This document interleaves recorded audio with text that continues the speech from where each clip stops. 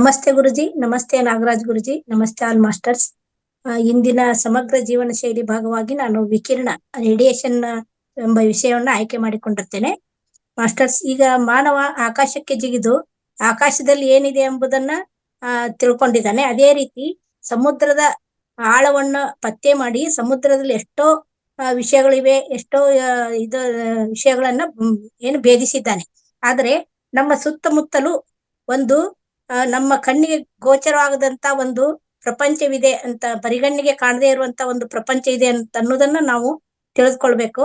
ಅದರ ಆಧಾರದ ಮೇಲೆ ನಾವು ಪ್ರತಿದಿನ ಏನು ವಿದ್ಯುತ್ ಉಪಕರಣಗಳನ್ನೇನು ಉಪಯೋಗಿಸ್ತಾ ಇದ್ದೇವೆ, ಈ ಶಕ್ತಿ ಆಧಾರದ ಮೇಲೆ ಅವುಗಳು ಕಾರ್ಯವನ್ನ ನಿರ್ವಹಿಸ್ತವೆ. ಅದು ಯಾವ್ದಪ್ಪ ಅಂದ್ರೆ ಅದೇ ಎಲೆಕ್ಟ್ರೋಮ್ಯಾಗ್ನೆಟಿಕ್ ರೇಡಿಯೇಷನ್ ಅಂತಂದು ಕರೆಯಬಹುದು.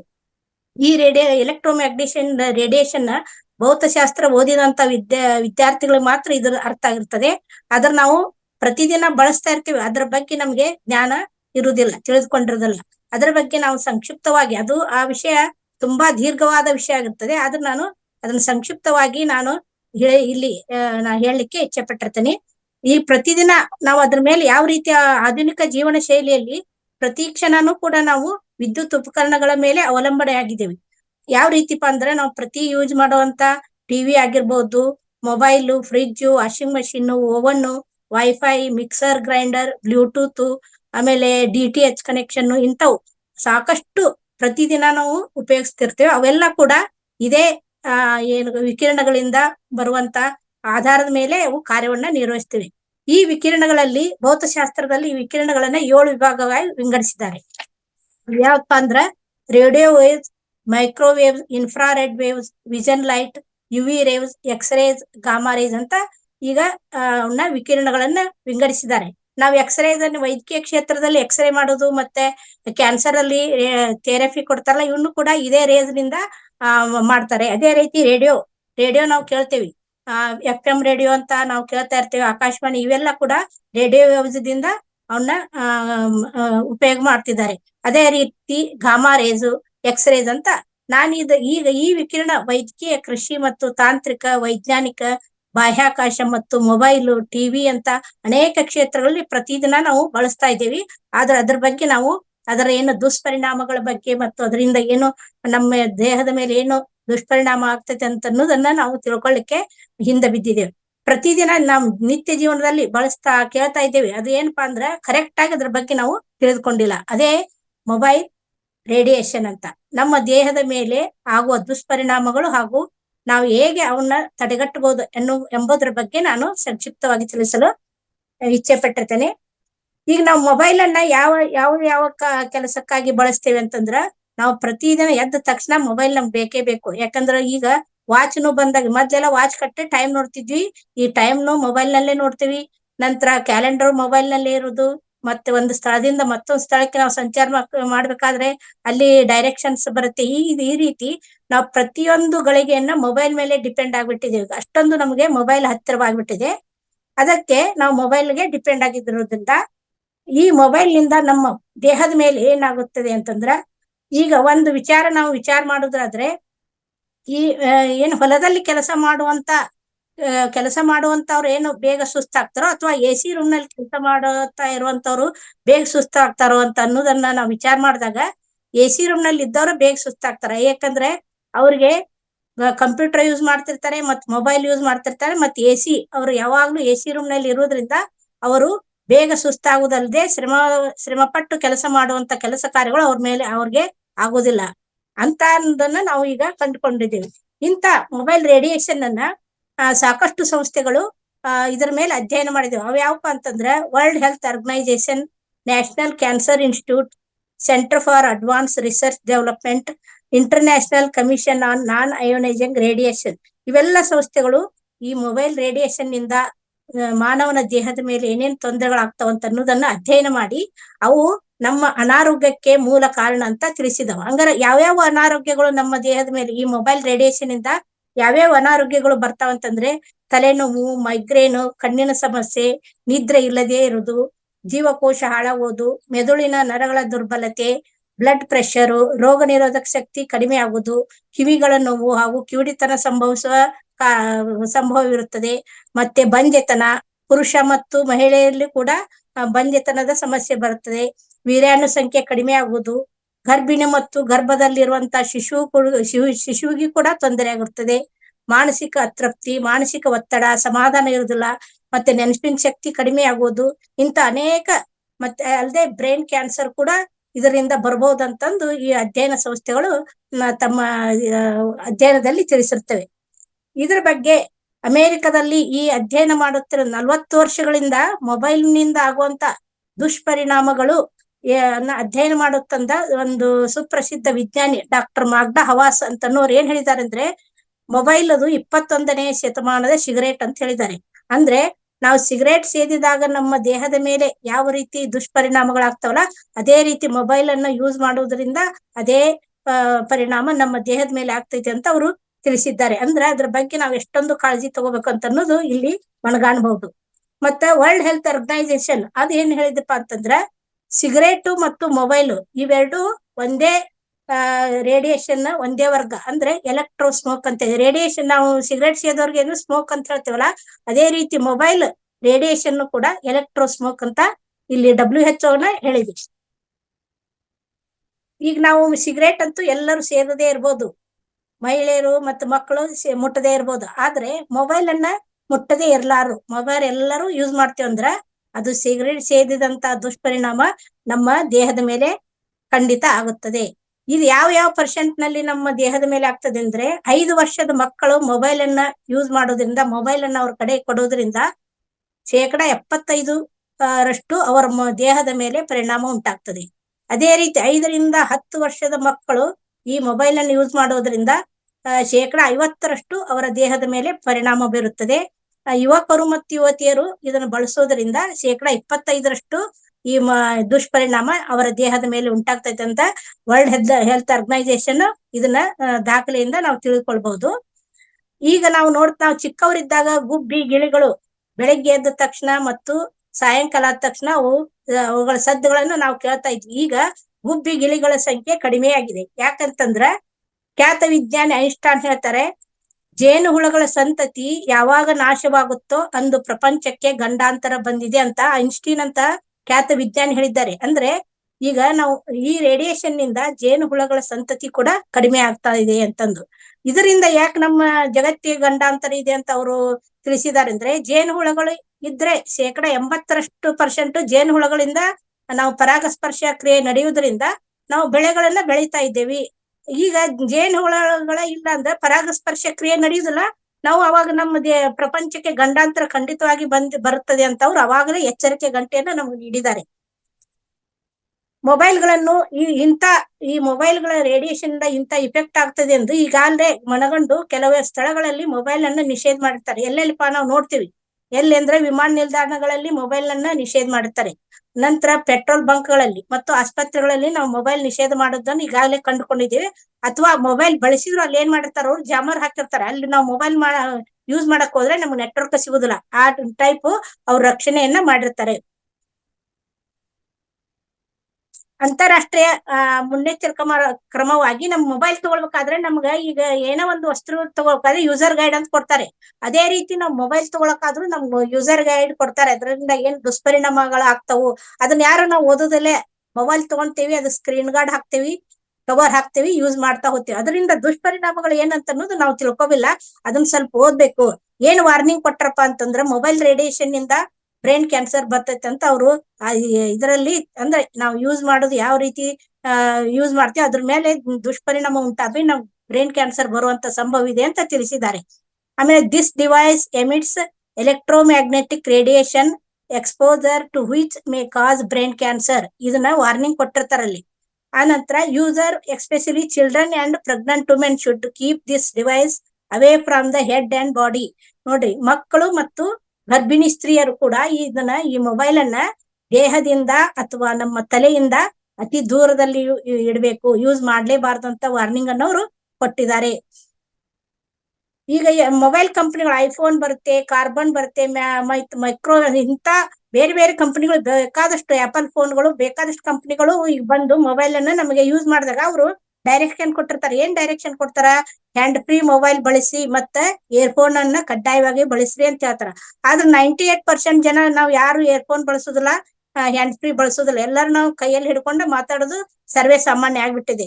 ಇದರಿಂದ ಸಾಮಾನ್ಯವಾಗಿ ನಾವು ಏನ್ ಮಾಡ್ತೀವಿ, ಮೊಬೈಲ್ ಬಳಸೋದ್ರಿಂದ ಪುರುಷರು ಜೇಬ್ನಲ್ಲಿ ಇಟ್ಕೊಳ್ಳೋದು ಮತ್ತೆ ಪ್ಯಾಂಟಿನ ಜೇಬ್ನಲ್ಲಿ ಅಥವಾ ಶರ್ಟ್ ಜೇಬ್ನಲ್ಲಿ ಇಟ್ಕೊಳ್ಳೋದು. ಅಂದ್ರ ಅದು ದೇಹಕ್ಕೆ ಅತಿ ಸಮೀಪದಲ್ಲಿ ಇರ್ತೈತಿ. ಮಹಿಳೆಯರು ಕೈಯಲ್ಲಿ ಹಿಡ್ಕೊಂಡಿರ್ತೀವಿ, ಇಲ್ಲ ವ್ಯಾನಿಟಿ ಬ್ಯಾಗ್ ನಲ್ಲಿ. ಅವರು ಮಹಿಳೆಯರದು ಸ್ವಲ್ಪ ದೂರ ಇರ್ಬೋದು, ಆದ್ರ ಪುರುಷರ್ದ್ ಮಾತ್ರ ಶರ್ಟ್ ಜೇಬ್ನಲ್ಲಿ ಇರ್ತೈತಿ, ಹಾರ್ಟ್ ಪಕ್ಕದಲ್ಲೇ.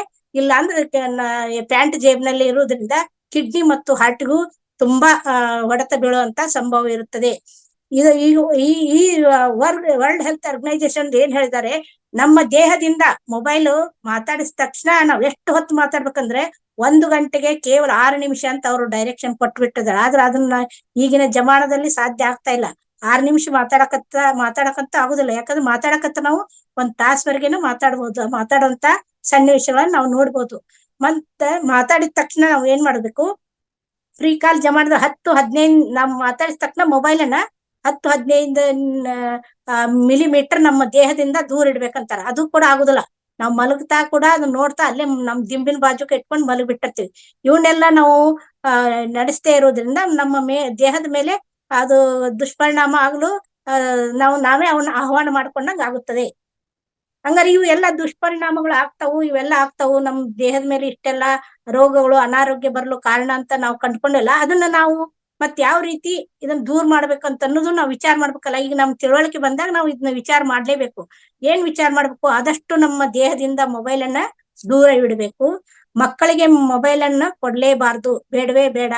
ಅಗತ್ಯವಿದ್ದಾಗ ಮಾತ್ರ ನಾವು ಮೊಬೈಲ್ ಬಳಸ್ಬೇಕು. ರಾತ್ರಿ ಮಲಗುವಾಗ ನಮ್ಮ ದೇಹದಿಂದ ಅದು ದೂರ ಇರ್ಬೇಕು. ಸ್ವಿಚ್ ಆಫ್ ಮಾಡಿದ್ರು ಅಡ್ಡಿಲ್ಲ ಅಂತಂದು ನಾನು ಹೇಳಲಿಕ್ಕೆ ಇಚ್ಛೆ ಪಡ್ತೇನೆ. ಇದನ್ನ ನಾವು ಈ ವಿಷಯಗಳನ್ನ ಫಾಲೋ ಮಾಡೋದ್ರಿಂದ 20% ನಾವು ಮೊಬೈಲ್ ನಿಂದ ನಮ್ಮ ದೇಹದ ಮೇಲೆ ಆಗುವಂತ ರೇಡಿಯೇಷನ್ ತಪ್ಪಿಸ್ಕೋಬಹುದು. ಇನ್ನು 85-90% ಅದ್ರ ರೇಡಿಯೇಷನ್ ನಮ್ಮ ಮೇಲೆ ಆಗ್ತಾ ಇರ್ತಿದೆ. ಅದನ್ನ ಯಾವ ರೀತಿ ತಪ್ಪಿಸ್ಕೋಪ ಅಂತಂದ್ರ, ಈಗ ಅತ್ಯಾಧುನಿಕ ತಂತ್ರಜ್ಞಾನದಿಂದ ಆವಿಷ್ಕಾರ ಮಾಡಿರೋ ಎನ್ವಿರೋ ಚಿಪ್ ಅಂತಿದೆ. ಎನ್ವಿರೋ ಚಿಪ್ ಅನ್ನ ನಾವು ಅದು ಬಳಸುವುದರಿಂದ ನಾನು ಈಗ ತೋರಿಸ್ತೇನೆ. ಈ ರೀತಿ ಮೊಬೈಲ್ಗೆ ಅದನ್ನ ಅಳವಡಿಸುವುದರಿಂದ ಎನ್ವಿರೋ ಚಿಪ್ ಅಂತ ಬರುತ್ತೆ ಇದು ಮೊಬೈಲ್ಗೆ. ಇದು ಅಳವಡಿಸುವುದರಿಂದ ನಾವು ಏನು ನಮ್ಮ ಬಾಡಿ ಮೇಲೆ ಏನು ದುಷ್ಪರಿಣಾಮ ಆಗುತ್ತಲ್ಲ ಅದನ್ನ ತಡಿಬಹುದು. ಅದ್ ಯಾವ ರೀತಿ ತಡಿತೇಪ ಅಂದ್ರೆ, ಈಗ ನಾವು ಚಿಕ್ಕ ಮಕ್ಕಳಿದ್ದಾಗ ಒಂದು ಭೂತಗನ್ನಡಿ ಹಿಡಿದು ಹಾಳೆಯನ್ನು ಸುಡುವುದನ್ನ ಸಾಮಾನ್ಯವಾಗಿ ಎಲ್ಲಾರು ನೋಡಿರ್ತೇವಿ. ಅದ್ರಾಗ ಏನ್ ಮಾಡ್ತಾವು, ಆ ಸೂರ್ಯನ ಕಿರಣಗಳು ಒಂದೇ ಕಡೆ ಕೂಡಿ ಅದು ಹಾಳೆ ಬೇಗನೆ ಸುಡ್ತತಿ. ನಾವು ಬೇರೆ ಕಡೆ ಇರುವಂತ ಬಿಸಿಲಿಗಿಂತ ಅಲ್ಲಿ ಪ್ರಖರವಾದ ಬಿಸಿಲು ಇರುವುದರಿಂದ ಅಲ್ಲಿ ಹಾಳೆ ಬೇಗನೆ ಸುಡ್ತದೆ. ಅದೇ ರೀತಿ ನಮ್ಗೆ ಏನು ಇವು ರೇಸ್ ಬರ್ತಾವಲ್ಲ, ವೇವ್ಸ್, ಅವು ರೇಸ್ ಬಂದು ನಮ್ ಮೊಬೈಲ್ ಮೇಲೆ ಬೀಳುವುದ ಈಗ ರೀತಿ ಬೀಳ್ತಿರ್ತಾವ. ರೇಸ್ ಬೀಳೋದನ್ನ ಇದೇನ್ ಮಾಡ್ತತಿ, ನಮ್ ಬಾಡಿ ಮೇಲೆ ಅದನ್ನ ತಡೆಯದಂಗೆ ಸ್ಕ್ಯಾಟರ್ಡ್ ಮಾಡಿ ಅಲ್ಲೇ ಚದರಿಸ್ಬಿಡ್ತೈತಿ. ಅದು ಬೇರೆ ಬೇರೆ ಕಡೆ ಚೆದರಿ ನಮ್ಮ ದೇಹದ ಮೇಲೆ ಆಗುವಂತ ದುಷ್ಪರಿಣಾಮವನ್ನ ಅದು ಕಡಿಮೆ ಮಾಡುತ್ತದೆ. ವೋಲ್ಟೇಜ್ ಮತ್ತೆ ನಮ್ಗೆ ಈಗ ವೋಲ್ಟೇಜ್ ನಾವು ಟಿವಿಯಲ್ಲಿ ವೋಲ್ಟೇಜ್ ಹೆಚ್ಚು ಕಡಿಮೆ ಆಗ್ಬಾರ್ದಂದು ಏನ್ ಮಾಡ್ತೀವಿ, ಸ್ಟೆಬಿಲೈಸರ್ ಯಾವ ರೀತಿ ಬಳಸ್ತೀವಿ ಅದೇ ರೀತಿ ಕೂಡ ನಮ್ಮ ಬಾಡಿ ಮೇಲೆ ನಾವು ಮೊಬೈಲ್ ಹಾನಿಕಾರ ಆಗ್ಬಾರ್ದಂದು ಈ ಎನ್ವಿರೋ ಚಿಪ್ ಅನ್ನ ಬಳಸಲೇಬೇಕಂತ ನನ್ನ ಇಚ್ಛೆ. ಇದರಿಂದ ಏನಾಗ್ತೈತಪ್ಪ, ಈ ಮೊಬೈಲ್ ರೇಡಿಯೇಷನ್ ಚಿಪ್ ಅನ್ನ ನಾವು ಮೊಬೈಲ್ ಹಾಕೋದ್ರಿಂದ ಏನೇನು ನಮ್ಗ ಲಾಭಗಳಿದೇವ ಅಂತಂದ್ರೆ, ರೋಗ ನಿರೋಧಕ ಶಕ್ತಿಯನ್ನು ಹೆಚ್ಚಿಸಿ ನಮ್ಮ ನೈಜ ಶಕ್ತಿಯನ್ನು ನಮಗೆ ಕೊಡುತ್ತದೆ. ಆಮೇಲೆ ಹೃದಯದ ಬಡಿತ, ನಾವು ಮೊಬೈಲ್ ಯೂಸ್ ಮಾಡ್ತಾ ಇದ್ದಾಗ ನಮ್ಗೆ ಹೃದಯದ ಬಡಿತ ಆಟೋಮೆಟಿಕ್, ಯಾಕೆ ಹಾರ್ಟ್ ಹತ್ರ ಇಟ್ಕೊಂಡ್ರಾಗ ನಾವು ಮಾತಾಡುವಾಗ ಅದನ್ನ ಏನ್ ಮಾಡ್ತೇವೆ, ನಮ್ಮ ಹೃದಯದ ಬಡಿತ ಆ ಕ್ಷಣದಲ್ಲಿ ಹೆಚ್ಚಿಗೆ ಆಗೋದನ್ನ ನಾವು ಗಮನಿಸ್ತಾ ಇದ್ದೇವೆ. ಆಮೇಲೆ ಪ್ರಪಂಚದಾದ್ಯಂತ ಅನೇಕ ಸಂಸ್ಥೆಗಳು ಈ ಎನ್ವಿರೋ ಚಿಪ್ ನ ಸಂಶೋಧನೆ ಮಾಡಿ ಇದು ಸರ್ಟಿಫೈ ಮಾಡಿದ್ದಾರೆ. ಇದನ್ನ ಬಳಸಿದಲ್ಲಿ ನಾವು ಮಾನವನ ದೇಹದಲ್ಲಿ ಆಗುವಂತ ಏನು ದುಷ್ಪರಿಣಾಮಗಳನ್ನ ತಡಿಬಹುದು ಅಂತ. ಅವ್ ಯಾವ್ಯಾವ ಸಂಸ್ಥೆಗಳು ಅಂತಂದ್ರೆ, ಮ್ಯಾಕ್ಸ್ ಹೆಲ್ತ್ ಕೇರ್ ಅಂತ ಅನ್ನೋದು, ಡಿಬಿ ಟೆಕ್ನಾಲಜಿ, ಮತ್ತ ಕಂಫರ್ಟಬಲ್ ಯುರೋಪ್ ಸರ್ಟಿಫಿಕೇಟ್ ಕೋರ್ಸ್ ಅಂತ, ಸ್ಟೆರಿಲೈ ಲಿಮಿಟೆಡ್ ಸರ್ಟಿಫಿಕೇಟ್, ಇವರೆಲ್ಲ ಕೂಡ ಈ ಎನ್ವಿರೋ ಚಿಪ್ ಗೆ ಸರ್ಟಿಫೈ ಮಾಡಿದ್ದಾರೆ. ಅಂದ್ರೆ ಈ ಮೊಬೈಲ್ ಚಿಪ್ ಅನ್ನ ಬಳಸುವುದರಿಂದ ನಾವು ದೇಹದ ಮೇಲೆ ಆಗುವಂತ ಪರಿಣಾಮಗಳನ್ನು ತಡೆಯಬಹುದು ಅಂತಂದು. ಈಗ ಮೊಬೈಲ್ ಖರೀದಿ ಮಾಡಿದ ತಕ್ಷಣ ನಾವ್ ಏನ್ ಮಾಡ್ತೀವಿ, ಮೊದ್ಲ ಮೊಬೈಲ್ ಹಾಳಾಗ್ಬಾರ್ದಂದು ಸ್ಕ್ರೀನ್ ಗಾರ್ಡ್ ಹಾಕ್ತಿವಿ, ಮತ್ತೆ ಕವರ್ ಹಾಕ್ತಿವಿ. ಇದರಿಂದ ನಮ್ಮ ಬಾಡಿ ಮೇಲೆ ಏನೇನು ದುಷ್ಪರಿಣಾಮ ಆಗ್ತೈತೆ ಅನ್ನೋದನ್ನ ನಾವು ವಿಚಾರ ಮಾಡೋದಿಲ್ಲ. 50,000 ಬಹಳ ಅಂದ್ರೆ 1 ಲಕ್ಷದ ಮೊಬೈಲ್ ನಾವು ಖರೀದಿ ಮಾಡಬಹುದು, ಅದ್ರದ್ದು ಹಾಳಾಗ್ಬಾರ್ದಂತ ವಿಚಾರ ಮಾಡ್ತೀವಿ. ಆದ್ರೆ ಕೋಟಿ ಕೊಟ್ಟರು ಬಾಳಲ್ಲಂತ ನಮ್ಮ ದೇಹಕ್ಕೆ ಅದ್ರ ಮೇಲೆ ಎಷ್ಟೊಂದು ದುಷ್ಪರಿಣಾಮ ಐತಿ, ಅದನ್ನ ನಾವು ಕಾಳಜಿ ತಗೋಬೇಕು ಅನ್ನೋದನ್ನ ನಾವು ಮರ್ತ್ ಬಿಡ್ತೇವಿ. ಇದಕ್ಕೆ ಈಗ ಎನ್ವಿರೋ ಚಿಪ್ ಅನ್ನ ಎಲ್ಲರೂ ಬಳಸ್ರಿ ಅಂತ ನಂದು ಒಂದು ವಿನವಿ. ಇದ್ರ ಮೊಬೈಲ್ ಬಳಸ್ಬೇಕಾದ್ರೆ ಈ ರೀತಿ ಎನ್ವಿರೋ ಚಿಪ್ ಬರುತ್ತೇವೆ, ಇದನ್ನ ಬಳಸ್ಕೋಬಹುದು. ನಂತರ ಇದಲ್ಲದೆ ಲ್ಯಾಪ್ಟಾಪ್ ಮತ್ತ ನಾವು ಕಂಪ್ಯೂಟರ್ ಗಳನ್ನ ಬಳಸ್ತಾ ಇದ್ದೀವಿ, ಅವಕ್ಕೂ ಕೂಡ ಯಾವ ರೀತಿ ಬರುತ್ತದೆ ಅಂದ್ರೆ ಈ ರೀತಿ ಮೊಬೈಲ್ ಮತ್ತು ಲ್ಯಾಪ್ಟಾಪ್ಗೆ ಈ ರೀತಿ ನಮ್ದು ಎನ್ವಿರೋ ಚಿಪ್ ಅಂತ ಇರುತ್ತೆ. ಇಲ್ಲ ಇದು ಅಂಟಿಸಿಬಿಟ್ಟ ಇದು ಪರ್ಮನೆಂಟ್. ನೀವು ಮೊಬೈಲ್ ಎಷ್ಟೇ ಚೇಂಜ್ ಮಾಡಿದ್ರು ಅದನ್ನ ಕಿತ್ತು ಮತ್ತೊಂದು ಮೊಬೈಲ್ಗೆ ಅಂಟಿಸ್ಕೋಬಹುದು. ಮೊಬೈಲ್ ನೀವು ಚೇಂಜ್ ಮಾಡಿದ್ರೆ ಅದನ್ನೇ ಅಂಟಿಸ್ಕೋಬಹುದು. ಇದು ಪರ್ಮನೆಂಟ್. ಈ ರೀತಿ ಲ್ಯಾಪ್ಟಾಪ್ ಮತ್ತು ಮೊಬೈಲ್ ಗಳಿಗೆ ಬರ್ತದೆ. ಅದೇ ರೀತಿ ನಮ್ಮ ಮನೆಯಲ್ಲಿ ನಾವು ಸಾಕಷ್ಟು ಎಲೆಕ್ಟ್ರಿಕಲ್ ಸಾಮಗ್ರಿಗಳನ್ನ ಯೂಸ್ ಮಾಡ್ತೇವೆ, ಟಿವಿ ಮೊಬೈಲ್ ಅವನ್ನೆಲ್ಲ. ಅದನ್ನೆಲ್ಲ ನಾವು ಮನೆಯಲ್ಲಿ ಇದೊಂದು ಎನ್ವಿರೋ ಚಿಪ್ ಗ್ಲೋಬ್ ಅಂತಿದೆ, ಎನ್ವಿರೋ ಗ್ಲೋಬ್ ಅಂತ. ಈ ಎನ್ವಿರೋ ಗ್ಲೋಬ್ ಅನ್ನ ಮನೆಯಲ್ಲಿ ಇಡುವುದರಿಂದ ನಮ್ಮ ಮನೆಯಲ್ಲಿ ಇರುವಂತ ರೇಡಿಯೇಷನ್ ಕಂಟ್ರೋಲ್ ಮಾಡುತ್ತದೆ. ಮತ್ತೆ ನೆಗೆಟಿವ್ ಇರೋದಂತ ಎಲ್ಲಾನು ಇದು ತಾನು ಆಕರ್ಷಣೆ ಮಾಡಿಕೊಂಡು ನಮ್ಮ ದೇಹದ ಮೇಲೆ ಆಗುವಂತ ಪ್ರತಿಯೊಂದು ಏನು ದುಷ್ಪರಿಣಾಮವನ್ನ ತಡೆಗಟ್ಟಲು ಸಹಾಯ ಮಾಡುತ್ತದೆ. ಇಷ್ಟು ಹೇಳಲಿಕ್ಕೆ ನನಗೆ ಅವಕಾಶ ಮಾಡಿಕೊಟ್ಟಂತ ಮಾವತಾರ್ ಫೌಂಡೇಶನ್ ಗುರುಜಿ ಅವರಿಗೆ ಧನ್ಯವಾದಗಳು. Thank you, thank you, thank you so much. Thank you ಮಾ, okay, thank you so much. Thank you. Thank you madam, thank you so much. ಅದ್ಭುತವಾಗಿರೋ ಹಾಗೆ ರೇಡಿಯೇಷನ್ಸ್ ಬಗ್ಗೆ ನೀವು ಅದ್ರ ದುಷ್ಪರಿಣಾಮದ ಬಗ್ಗೆ ತುಂಬಾ ಚೆನ್ನಾಗಿ ವಿವರಣೆ ಕೊಟ್ಟು ಹೇಳಿದೀರಾ madam. Thank you madam, thank you so much. ಇದಕ್ಕೆ ಸಂಬಂಧಪಟ್ಟ ಹಾಗೆ ಯಾರ್ದಾದ್ರು ಮಾಸ್ಟರ್ಸ್ ಪ್ರಶ್ನೆಗಳಿದ್ರೆ ಮೇಡಮ್ಗೆ ಶಾರ್ಟ್ ಆಗಿ ಕೇಳಿ, ಯಾಕಂದ್ರೆ ಪ್ರಶ್ನೆಗಳು ಅರ್ಥ ತುಂಬಿರ್ಬೇಕು ಮತ್ತೆ ಅದಕ್ಕೆ ಉತ್ತರನು ಈಸಿಯಾಗಿ ಸಿಕ್ಕಿರ್ಬೇಕು. ಆ ತರ ಪ್ರಶ್ನೆಗಳನ್ನ ಕೇಳಿ ಮತ್ತೆ ಆತರ ಕೇಳ್ಕೊಂತೀನಿ. Okay, thank you masters. Hand raise ಮಾಡಿ ಯಾರ್ದಾದ್ರು ಪ್ರಶ್ನೆ. ತುಂಬಾ ದೀರ್ಘವಾದ ಅಧ್ಯಾಯ ಗುರುಜಿ, ಇದು ನಾ ಸಂಕ್ಷಿಪ್ತ ಮಾಡ್ಕೊಂಡಿದ್ದೀನಿ. ತುಂಬಾ ಚೆನ್ನಾಗಿದೆ, ತುಂಬಾ ಚೆನ್ನಾಗಿದೆ. ಅಂದ್ರೆ ಎಲ್ಲಾ ವಿಷಯಗಳು ಈ ವಿಕಿರಣ ಅನ್ನೋದು ಖಂಡಿತ ಇದು ಪ್ರತಿಯೊಬ್ಬರಿಗೂ ಬೇಕಾಗಿರೋದು. ಯಾಕಂದ್ರೆ ಅದು ಗೊತ್ತಿದ್ರೂ ಮಾಡ್ತಾ ಇರ್ತೀವಿ, ಆದ್ರೆ ತುಂಬಾ ತೊಂದರೆಗಳು ಇದೆ ಅದರಿಂದ. ಹೌದು ಗುರುಜಿ, ಅಡ್ವರ್ಸ್ ಎಫೆಕ್ಟ್ಸ್, ಸೈಡ್ ಎಫೆಕ್ಟ್ ಜಾಸ್ತಿ ಇದೆ. ಬಟ್ ಆದ್ರೆ ಆ ಜ್ಞಾನ ಇದನ್ನ ಬಳಸದೇ ಇರ್ಲಿಕ್ಕೆ ಆಗುದಿಲ್ಲ ಗುರುಜಿ, ಯಾಕಂದ್ರೆ ಇದ್ರ ಮೇಲೆ ನಾವು ಡಿಪೆಂಡ್ ಆಗ್ಬಿಟ್ಟಿದೀವಿ. ಆದ್ರೆ ಅದನ್ನ ಬಳಸುವುದು, ಅದನ್ನ ನಾವು ಪ್ರಿಕಾಷನ್ ಯಾವ ರೀತಿ ತಗೋಬೇಕಂತ ಅನ್ನೋದು ಅದ್ರ ಬಗ್ಗೆ ನಾನು ಹೇಳಿ. ಹೌದು, yes, thank you madam. Nagesh Guruji ಮಾತಾಡಿ.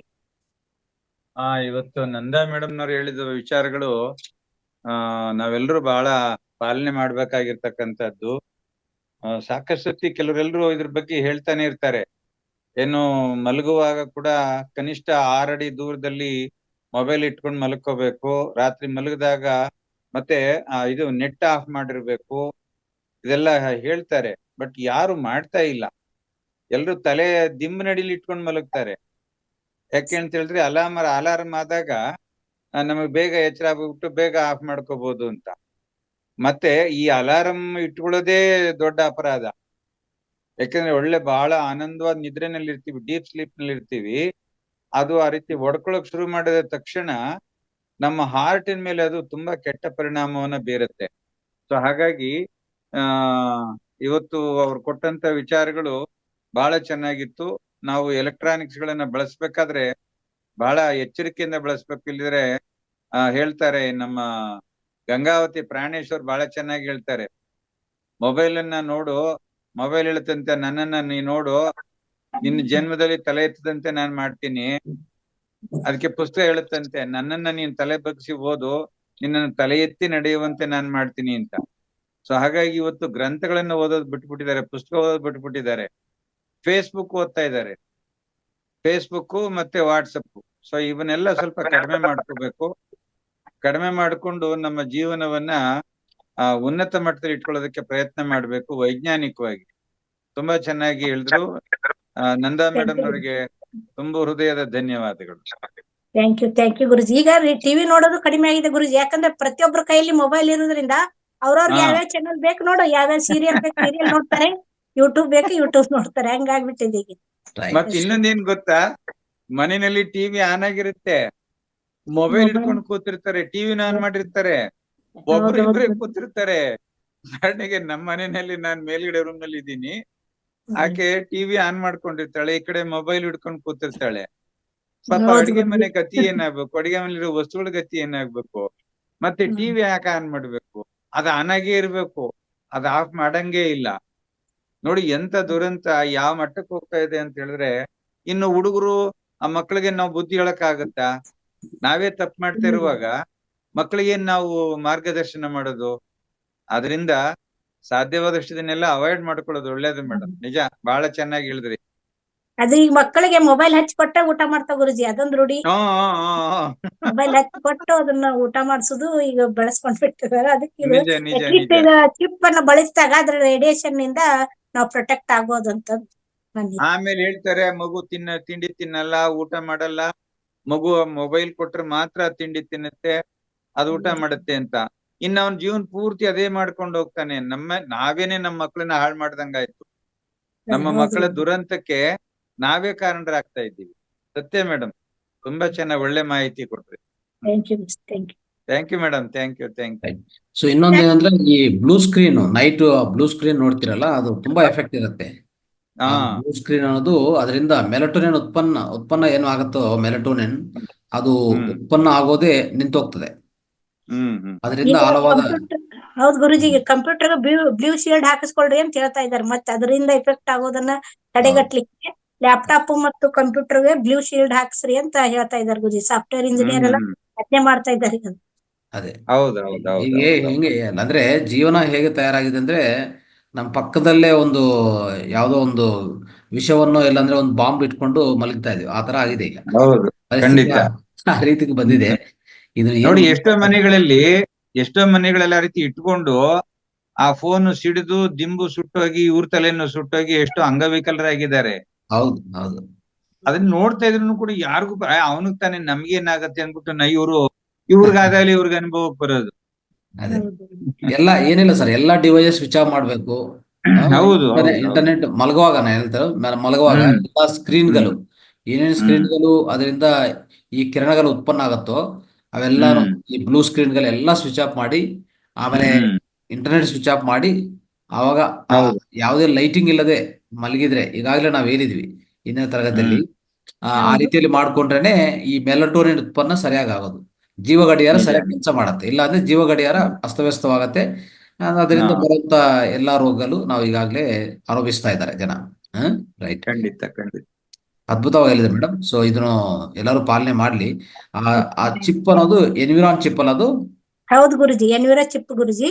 ಹೌದು, ಅದನ್ನ ನಾನ್ ಬಂದಾಗ ಅಲ್ಲಿ ತರ್ತೇನೆ ಗುರುಜಿ, ಬೇಕಾದ್ರೆ ಕೊಡ್ತೇನೆ. ಇದು ಎಲ್ಲಾ ಕಡೆ ಸಿಗ್ತಾ ಇದೆ ಮೇಡಮ್? ಇದು ಸಿಗ್ತಾ ಇದೆ ಗುರುಜಿ, ಸಿಗ್ತಾ ಇದೆ. ಈಗ ಬಹಳಷ್ಟು ಕಂಪ್ನಿಯಲ್ಲಿ ಅದನ್ನ ಮಾಡ್ತಾ ಇದ್ದಾರೆ ಗುರುಜಿ. ಮತ್ತೆ ಪ್ರತಿಯೊಂದು ಆಫೀಸ್ ಕಚೇರಿಗಳಿಗೆಲ್ಲ ಹೋಗಿ ಇದ್ರ ಬಗ್ಗೆ ಇದು ಕೊಡ್ತಾ ಇದಾರೆ. ಒಂದು ಟಿವಿ ನ್ಯೂಸ್ ಚಾನಲ್ ಇದೆ ಗುರುಜಿ, ಅದ್ರ ಬಗ್ಗೆ ಇದು ಕೊಡ್ತಾ ಇದೆ ಆಡ್. ಅದು ನಾ ಸ್ಪಷ್ಟವಾಗಿ ಗೊತ್ತಿಲ್ಲ ನನ್ಗೆ ಯಾವ್ದಂತಂದು, ನಾನ್ ನೋಡ್ಕೊಂಡು ಹೇಳ್ತೀನಿ ಗುರುಜಿ. ರೈಟ್. ಏನಂದ್ರೆ ಅದೊಂದು ನೋಡ್ಬೇಕು, ಮತ್ತೆ ಆಮೇಲೆ ಅದ್ರ ಬಗ್ಗೆ ಸ್ವಲ್ಪ ಪ್ರಾಕ್ಟಿಕಲ್ ಆಗಿ ಗುರುಜಿ ಅದನ್ನ ತೋರಿಸಿದ್ರೆ, ಈಗ ಸಣ್ಣಗೌಡ್ರಿದ್ದಾರೆ, ನಾವು ನೋಡಿದೀವಿ ಅದನ್ನ. ಇದ್ರಲ್ಲಿ ಪ್ರಾಕ್ಟಿಕಲ್ ಆಗಿ ನಮ್ ಬಾಡಿ ಮೇಲೆ ಯಾವ ರೀತಿ ಅದು ನಮ್ ದುಷ್ಪರಿಣಾಮ ಆಗುತ್ತೆ ಅಂತಂದು ನಾವು ನೋಡ್ಕೋಬಹುದು. ಅದನ್ನ ಯೂಸ್ ಮಾಡದೇ ಇದ್ದಾಗ ನಮ್ ಬಾಡಿ ಮೇಲೆ ಯಾವ ರೀತಿ ಇಫೆಕ್ಟ್ ಆಗುತ್ತೆ, ಅದನ್ನ ಯೂಸ್ ಮಾಡಿದಾಗ ನಮ್ ಬಾಡಿ ಮೇಲೆ ಯಾವ ರೀತಿ ನಮ್ಗೆ ರೇಜ್ ಅದು ಚದರಿಸಿ ನಮ್ ಬಾಡಿಯನ್ನು ಯಾವ ರೀತಿ ಶೇಪ್ ಮಾಡುತ್ತೆ ಅಂತ ಅನ್ನೋದ ಅಲ್ಲಿ ಬಂದಾಗ ನಾವು ಸಾಧ್ಯ ಆದ್ರೆ ನಾವು ಸಣ್ಣಗೌಡ್ರಿಗೆ ನಾ ಹೇಳ್ತೀನಿ ಗುರುಜಿ. ಅದೇ ಏನಂದ್ರೆ, ನಿಜವಾದ ವಿಷಯ ಪ್ರತಿಯೊಂದರಲ್ಲಿ ತಿಳ್ಕೊಬೇಕು. ಈಗ ಇತ್ತೀಚಿನ ಕಾಲದಲ್ಲಿ ಏನಾಗಿದೆ ಅಂದ್ರೆ, ಪ್ರತಿಯೊಂದು ಮಾಲಿನ್ಯ ಮಾಡಿಬಿಟ್ಟಿದ್ದಾರೆ. ಈ ನೋಡ್ತಾ ಇರ್ತೀವಲ್ಲ, ಮಾಡರ್ನ್ ಸೈನ್ಸ್ ಅಂಡ್ ಟೆಕ್ನಾಲಜಿ ಏನೇ ಟಚ್ ಮಾಡಿದ್ರು ಅವರು ಅದರಲ್ಲಿ ಸ್ವಲ್ಪ ಮತ್ತೆ ಏನೋ ಒಂಥರ ವಿಷವನ್ನು ಸೇರಿಸಿರ್ತಾರೆ, ಟಾಕ್ಸಿನ್ ಸೇರಿಸ್ತಾರೆ. ಅದು ಮಾರ್ಕೆಟಿಂಗ್ ತರ ಮಾಡಿ ಮುಂದಕ್ಕೆ ತಗೊಂಡು ಹೋಗ್ತಾ ಇರ್ತಾರೆ. ಅದು ಸ್ವಲ್ಪ ನಾವು ಗಮನ ಕೊಡ್ಬೇಕು. ಅಂದ್ರೆ ಚೆನ್ನಾಗಿ ನಾವು ಅರ್ಥ ಮಾಡ್ಕೊಂಡು ಸಂಶೋಧನೆ ಮಾಡಿ ಎಲ್ಲರಿಗೂ ತಿಳಿಸ್ಕೊಡ್ಬೇಕಾಗತ್ತೆ. ಯಾವುದೇ ನಾವು ಕೊಡ್ತಾ ಇದ್ವಿ ಅಂದ್ರೆ ಅದು ಸ್ಪಷ್ಟವಾಗಿರ್ಬೇಕು, ಶ್ರೇಷ್ಠವಾಗಿರ್ಬೇಕು. ಅದು ನಮ್ಮ ಫೌಂಡೇಶನ್ ಹೋಗ್ತಾ ಇದೆ ಅಂದ್ರೆ ಪ್ರತಿಯೊಂದು ಶ್ರೇಷ್ಠವಾಗಿದ್ರೆ ಮಾಡ್ಕೊಡ್ಬೇಕಾಗತ್ತೆ. ಇನ್ನು ಸ್ವಲ್ಪ ಸ್ಟಡಿ ಮಾಡೋಣ, ಇಲ್ಲಾಂದ್ರೆ ಅದ್ರ ಬಗ್ಗೆ ಏನಾದ್ರು ಮಾಹಿತಿ, ನಿರೂಪಣೆ ಮತ್ತೆ ಪ್ರೂಫ್ ಇದ್ರೆ ಎಲ್ಲರಿಗೂ ತಿಳಿಸ್ಕೊಡೋದು ಉತ್ತಮ. Thank you Guruji, thank you madam. ಈಗ ಮೋದಿ ಕೇರ್ ಪ್ರಾಡಕ್ಟ್ಸ್ ಅಲ್ಲಿ ಎನ್ವಿರಾ ಚಿಪ್ ಗೆ ತುಂಬಾ ಡಿಮ್ಯಾಂಡ್ ಇದೆ. ಅದ್ರಲ್ಲಿ ತಗೊಂಡ್ರೆ ತುಂಬಾ ಚೆನ್ನಾಗಿರುತ್ತೆ ಅಂತ ನಾನು ಕೇಳ್ಪಟ್ಟಿದ್ದೀನಿ. ಎಲ್ಲಾರು ಆದಷ್ಟು ಮೊಬೈಲ್ ಗಳನ್ನ ಜಾಸ್ತಿ ಯೂಸ್ ಮಾಡೋರು ಎನ್ವಿರಾ ಚಿಪ್ ಅನ್ನ ಹಾಕೊಳ್ಳಿ, ಲ್ಯಾಪ್ಟಾಪ್ ಯೂಸ್ ಮಾಡೋರು ಎನ್ವಿರಾ ಚಿಪ್ ಹಾಕೊಳ್ಳಿ, ರೇಡಿಯೇಷನ್ಸ್ ಅನ್ನ ತಡೆಗಟ್ಟಿ. ಮತ್ತೆ ರಾತ್ರಿ ಹೇಳಿದ್ದಾರೆ ಮಲ್ಕೋಬೇಕಾದ್ರೆ ಎಲ್ಲಾನು ನಾವು ವೈಫೈ ಅನ್ನ ಮತ್ತೆ ಡಾಟಾನ ಎಲ್ಲ ಆಫ್ ಮಾಡಿ ಮಲ್ಕೊಂಡ್ರೆ ನಿಜವಾಗ್ಲೂ ರೇಡಿಯೇಷನ್ಸ್ ಕಡಿಮೆ ಆಗುತ್ತೆ, ಇಫೆಕ್ಟ್ ಆಗಲ್ಲ. ಆದಷ್ಟು ಮಲ್ಕೋಬೇಕಾದ್ರೆ ಮೊಬೈಲ್ ಅನ್ನ ಪಕ್ಕದಲ್ಲಿ ಇಟ್ಕೋಬೇಡಿ, ಸ್ವಲ್ಪ ಡಿಸ್ಟೆನ್ಸ್ ದೂರದಲ್ಲಿ ಇಡಿ ಅಂತ ಹೇಳಲಿಕ್ಕೆ ಇಷ್ಟಪಡ್ತೀನಿ. ಓಕೆ, ಥ್ಯಾಂಕ್ ಯು ಮೇಡಮ್, ಅದ್ಭುತವಾಗಿರುವಂತಹ ಮಾಹಿತಿ. ಉಮಾಮ್ಮ ಮಾತಾಡಿ. ನಮಸ್ಕಾರ ಗುರುಜಿ, ಇಬ್ರು ಗುರುಗಳಿಗೆ ಅನಂತ ಕೋಟಿ ಧನ್ಯವಾದಗಳು. ಆಮೇಲೆ ನಂದಾ ಮೇಡಮ್ ಇವತ್ತು ಹೇಳಿದಂತ ವಿಷಯ ಈಗಾಗಲೇ ಒಂದು ವಾರದ ಹಿಂದೆ ಮೋದಿ ಕೇರ್ ಅನ್ನುವಂತ ಒಂದು ವಿಷಯ ಬಂದಿತ್ತು. ಅದ್ರ ಬಗ್ಗೆ ಸವಿಸ್ತಾರವಾಗಿ ತಿಳಿಸಿದ್ರು. ವಿಕಿರಣಗಳಲ್ಲಿ 7 ಭಾಗ ಇವೆಲ್ಲವೂ ಕೂಡ ಅತಿ ಮುಖ್ಯವಾದದ್ದು. ಈ ಇಷ್ಟು ನಾವು ಎನ್ವಿರಾಮ್ ಚಿಪ್, ಈ ಸ್ಮಾರ್ಟ್ ಫೋನ್ ಅಂತ ಬರುತ್ತಲ್ಲ, ಅದಕ್ಕೆ ಹಾಕೊಳ್ಬಹುದಾ? ಹಾಕೋಬಹುದು ಮೇಡಮ್, ಎಲ್ಲದಕ್ಕೂ ಯೂಸ್ ಮಾಡ್ಬೋದು. ನಾವು ಲ್ಯಾಪ್ಟಾಪ್, ಕಂಪ್ಯೂಟರ್ ಮತ್ತೆ ಅದು ಇರೋದೇ ಇಷ್ಟು ಚಿಕ್ಕದಾಗಿರತ್ತ. ಹೌದು ಆದ್ರೆ ಇದು ಎನ್ವಿರಾಮ್ ಚಿಪ್ ಅನ್ನೋದು ಬಹಳ ದೊಡ್ಡದಾಗಿರುತ್ತೆ. ಅದಕ್ಕೆ ಸೆಟ್ ಆಗ್ಲಿಕ್ಕೆ ಸಾಧ್ಯನಾ ಅಂತ. ಹೌದು, ಅದ್ರಲ್ಲಿ ಎನ್ವಿರೋ ಚಿಪ್ ಅಲ್ಲಿ ಅದೊಂದು ಲೇಯರ್ ಇರುತ್ತೆ ಒಳಗಡೆ.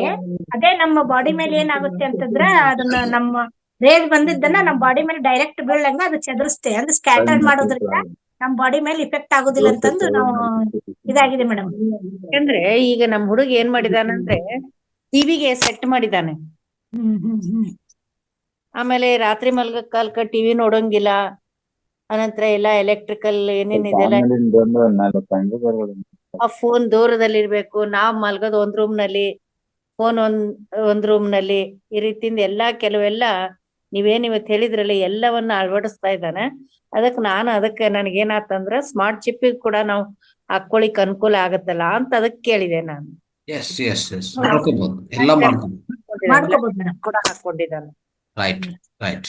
ಮೋದಿ ಕೇರ್ ಅನ್ನೋದು ಈಗ ಒಂದು ವಾರದ ಹಿಂದ್ಗಡೆ ಮೇಡಮ್. ಮೋದಿ ಕೇರ್ದಲ್ಲಿ ಅಷ್ಟಲ್ಲ ಮೇಡಮ್, ಸಾಕಷ್ಟು ಕಂಪನಿಗಳು ಬಂದಾವು, ಇನ್ನೂ ಬಹಳಷ್ಟು ಇದಾವ. ಏನ್ ಮಾಡಿದ್ರೆ ಒಂದು ತನ್ನ ಸಂಸ್ಥೆಯಿಂದ ಮಕ್ಕಳಿಗೆಲ್ಲರಿಗೂ ಕೂಡ ಯೂಸ್ ಆಗ್ಲಿ ಅನ್ನುವಂತ ಉದ್ದೇಶದಿಂದ ಸ್ವಲ್ಪ ಅಮೌಂಟ್ ನಲ್ಲಿ ಇದು ಬರತ್ತಲ್ಲ ಅನ್ನುವಂತ ಉದ್ದೇಶದಿಂದ ಅವ್ರು ಆ ಒಂದು ಮೋದಿ ಕೇರ್ ಅನ್ನುವಂತ ಸಂಸ್ಥೆಯಿಂದ ಇದನ್ನ ಅಳವಡಿಸಿದ್ರೆ ಮೇಡಮ್.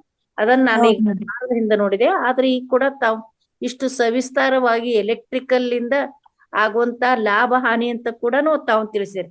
ಆಮೇಲೆ ಈಗ ಒಂದ್ 6 ತಿಂಗಳಿಂದ ನಮ್ಮ ಕೊಪ್ಪಳದಲ್ಲಿ ಏನಾತಂದ್ರೆ ಇದೇ ರೀತಿಯಿಂದ ಹುಡುಗಾಟದ ಹುಡುಗರು ತಮ್ಮ 2-3 ಮೊಬೈಲ್ಗಳನ್ನ ಹಾಗೆ ಇಡೋದ್ರಿಂದ ಅದೇನಾತಂದ್ರೆ ಹೆಚ್ಚು ವೈಬ್ರೇಷನ್ ಬಂದು ಮನೆಯಲ್ಲಿರುವಂತ ಟಿವಿ, ಲ್ಯಾಪ್ಟಾಪ್, ಆಮೇಲೆ ಗೋಡೆಗಳೆಲ್ಲ ಸೀಳ್ಬಿಟ್ಟು, ಆಮೇಲೆ ತಕ್ಷಣ ಏನಾತಂದ್ರ ಆ ಹುಡುಗರು ಹೇಗತ್ತಂದ್ರ ಜಿಗಿತಾ ಹೇಗ ಬೀಳ್ತೀವಲ್ಲ ಆ ರೀತಿಯಿಂದ ರೂಮಿಂದ ಹೊರಗಡೆ ಬಂದ್ರು. ತಕ್ಷಣ ಏನ್ ಮಾಡಿದ್ರು ಅಂದ್ರೆ ಅವರು ಅಪಘಾತ ಇದಕ್ಕೆ 108ಗೆ ಫೋನ್ ಮಾಡಿ ಆಮೇಲೆ ಅವ್ರು ಬಂದು ಅದನ್ನೆಲ್ಲ ಕ್ಲೀನ್ ಮಾಡಿಸಿ ಇದು ಮಾಡಿದ್ರು. ಎಷ್ಟು ಅನಾಹುತ ಕನಿಷ್ಠ ಹೇಳ್ಕೊಳ್ಳಾರ್ದಂತ ಪರಿಸ್ಥಿತಿ ಆಗ್ಬಿಡ್ತು. ಅದರಿಂದ ಏನಾತಂದ್ರ ಆ ಹುಡುಗನ ಕಣ್ಣು ಕೂಡ ಹೋಯ್ತು, ಆಮೇಲೆ ಕಿವಿ ಕೂಡ ಕಿವುಡಾತು. ಈ ಪರಿಸ್ಥಿತಿ ಆಯ್ತು ಮೇಡಮ್. ಇವತ್ತು ನೀವು ಹೇಳಿದ್ರಿಂದ ಅದು ನನಗೆ ನೆನಪಾಯ್ತು. ಅದು ಹೇಳ್ಬೇಕನ್ನುವಂತಹ ಒಂದು ನನಗೆ ವಿಷಯ ನೆನಪಾಯ್ತು ಮೇಡಮ್. ಧನ್ಯವಾದ ಮೇಡಮ್, ತುಂಬಾ ಅದ್ಭುತವಾದಂತ. ಈಗ ಸಾಕಷ್ಟು ನಾವು ನ್ಯೂಸ್ ನಲ್ಲಿ ನೋಡ್ತೀವಿ ದುಷ್ಪರಿಣಾಮ. ಆದ್ರೆ ಅದನ್ನ ನಾವು ರಕ್ಷಣೆ ಮಾಡ್ಕೋಬೇಕು. ಮೊದ್ಲೇ ನಾವು ಮೊಬೈಲ್ ಯೂಸ್ ಮಾಡೋದನ್ನ ಕಡಿಮೆ ಮಾಡ್ಕೋಬೇಕು. ಈ ಕಡಿಮೆ ಆಗುದಿಲ್ಲಪ್ಪ ಅಂತಂದಾಗ ಮತ್ತಿಂತಾವ್ ಎನ್ವಿರಿ ಚಿಪ್ ಅನ್ನು ಬಳಸಿ ನಾವು ರಕ್ಷಣೆ ಮಾಡ್ಕೋಬೇಕಂತ ಅನ್ನೋದು ನಂದು ಇಚ್ಛೆ. Thank you madam. Ashwini madam ಮಾತಾಡಿ. ನಮಸ್ತೆ ಗುರುಜಿ, ನಮಸ್ತೆ ಆಲ್ ಮಾಸ್ಟರ್ಸ್. ಇವತ್ತು ನಂದಾ ಮೇಡಮ್ ಎನ್ವರೋ ಚಿಪ್ ಬಗ್ಗೆ ಹೇಳಿದ್ರು. ನಾನು ಸ್ವಲ್ಪ ಅದ್ರ ಬಗ್ಗೆ ಮಾಹಿತಿ ಕೊಡಕ್ ಇಷ್ಟಪಡ್ತೀನಿ. ಈಗ ಎನ್ವರೋ ಚಿಪ್ ನಾವು ಬಳಸೋದ್ರಿಂದ ಎಷ್ಟೊಂದೆಲ್ಲ ಪ್ರೊಟೆಕ್ಷನ್ ಇರುತ್ತೆ. ಡೈರೆಕ್ಟ್ ಆಗಿ ನಾವು ಫೋನ್ ನ ಏನೆಲ್ಲ ಯಾವ ರೀತಿ ಜೋಬಲ್ಲಿ ಇಟ್ಕೊಂತೀವಿ, ಕೈಯಲ್ಲಿ ಇಟ್ಕೋತೀವಿ, ದಿಮ್ ಕೆಳಗಡೆ ಮಾಡ್ಕೊಳ್ತೀವಿ, ಅದರಿಂದ ಏನೇನೆಲ್ಲ ನಮ್ಮ ದೇಹಕ್ಕೆ, ಮನಸ್ಸಿಗೆ ಎಫೆಕ್ಟ್ ಆಗುತ್ತೆ ಅನ್ನೋದನ್ನ ಕೂಲಂಕುಷವಾಗಿ ತಿಳಿಸ್ಕೊಟ್ಟಿದ್ದಾರೆ. Thank you so much ma'am. ಈಗ ನಾನು ಕೂಡ 2.5 ವರ್ಷದಿಂದ ಫೋನ್ಗೆ ಎನ್ವರೋ ಚಿಪ್ ನ ಅಳವಡಿಸ್ಕೊಂಡಿದ್ದೀನಿ. ಅದು ಈ ತರ ಇರುತ್ತೆ. ಮೇಡಮ್ ಕೂಡ ತೋರಿಸಿದ್ರು, ಕಾಣಿಸ್ತಿದ್ಯಾ ಮೇಡಮ್? ಕಾಣಿಸ್ತಾ ಇದೆ. ಇದನ್ನ ಬಳಸೋದ್ರಿಂದ ನಿಜವಾಗ್ಲೂ ಒಳ್ಳೆ ಪರಿಣಾಮಕಾರಿ. ನಾನು ಈಗ 1 ತಿಂಗಳ ಹಿಂದೆ ಫೋನ್ ಚೇಂಜ್ ಮಾಡಿದಾಗ ಇದನ್ನ ಹಾಕೊಂಡಿರ್ಲಿಲ್ಲ. ಸುಮಾರು 15 ದಿವಸ ಹಾಗೆ ಇದ್ದೆ. ತುಂಬಾನೇ ಒಂಥರ ಮನಸ್ಸಿಗೆ ದುಷ್ಪರಿಣಾಮ ಬೀರೋ ಆಗಾಯ್ತು. ಎನ್ವರೋ ಚಿಪ್ ಇಲ್ವಲ್ಲಪ್ಪ, ಏನ್ ಮಾಡೋದು ಅನ್ನೋ ಹಾಗಾಗೋಯ್ತು. ತಕ್ಷಣ ಅದನ್ನ ಪರ್ಚೇಸ್ ಮಾಡಿ ಹಾಕೊಂಡಾಗ ತುಂಬಾ ಚೆನ್ನಾಗಿತ್ತು ಫೀಲಿಂಗು. ಹಂಗಾಗಿ ಇದನ್ನ ಬಿಟ್ಟಿರಕ್ ಆಗಲ್ಲ, ಆ ರೀತಿ ಇರುತ್ತೆ ಇದು. ಆದ್ರಿಂದ ಮಾಸ್ಟರ್ಸ್, ಈ ಎನ್ವರೋ ಚಿಪ್ ಬಗ್ಗೆ ನಿಮ್ಗೆ ಏನಾದ್ರೂ ಮಾಹಿತಿ ಬೇಕೆಂದಲ್ಲಿ ನನ್ಗೆ ನೀವು ಕಾಲ್ ಮಾಡಿ ಕೇಳ್ಬೋದು. ಅದ್ರ ಬಗ್ಗೆ ನಿಮ್ಗೆ ಕೂಲಂಕುಷವಾಗಿ ತಿಳಿಸ್ಕೊಡ್ತೀನಿ. ಹಾಗೆ ಗುರುಜಿ, ಇದು ಯಾವ್ದು ಅಂತ ಹೇಳ್ಬೋದಾ ಕಂಪನಿ ಹೆಸರು? ಎಲ್ಲಿ ಸಿಗುತ್ತೆ, ಯಾವ್ದು ಅಂತ ಹೇಳಿ.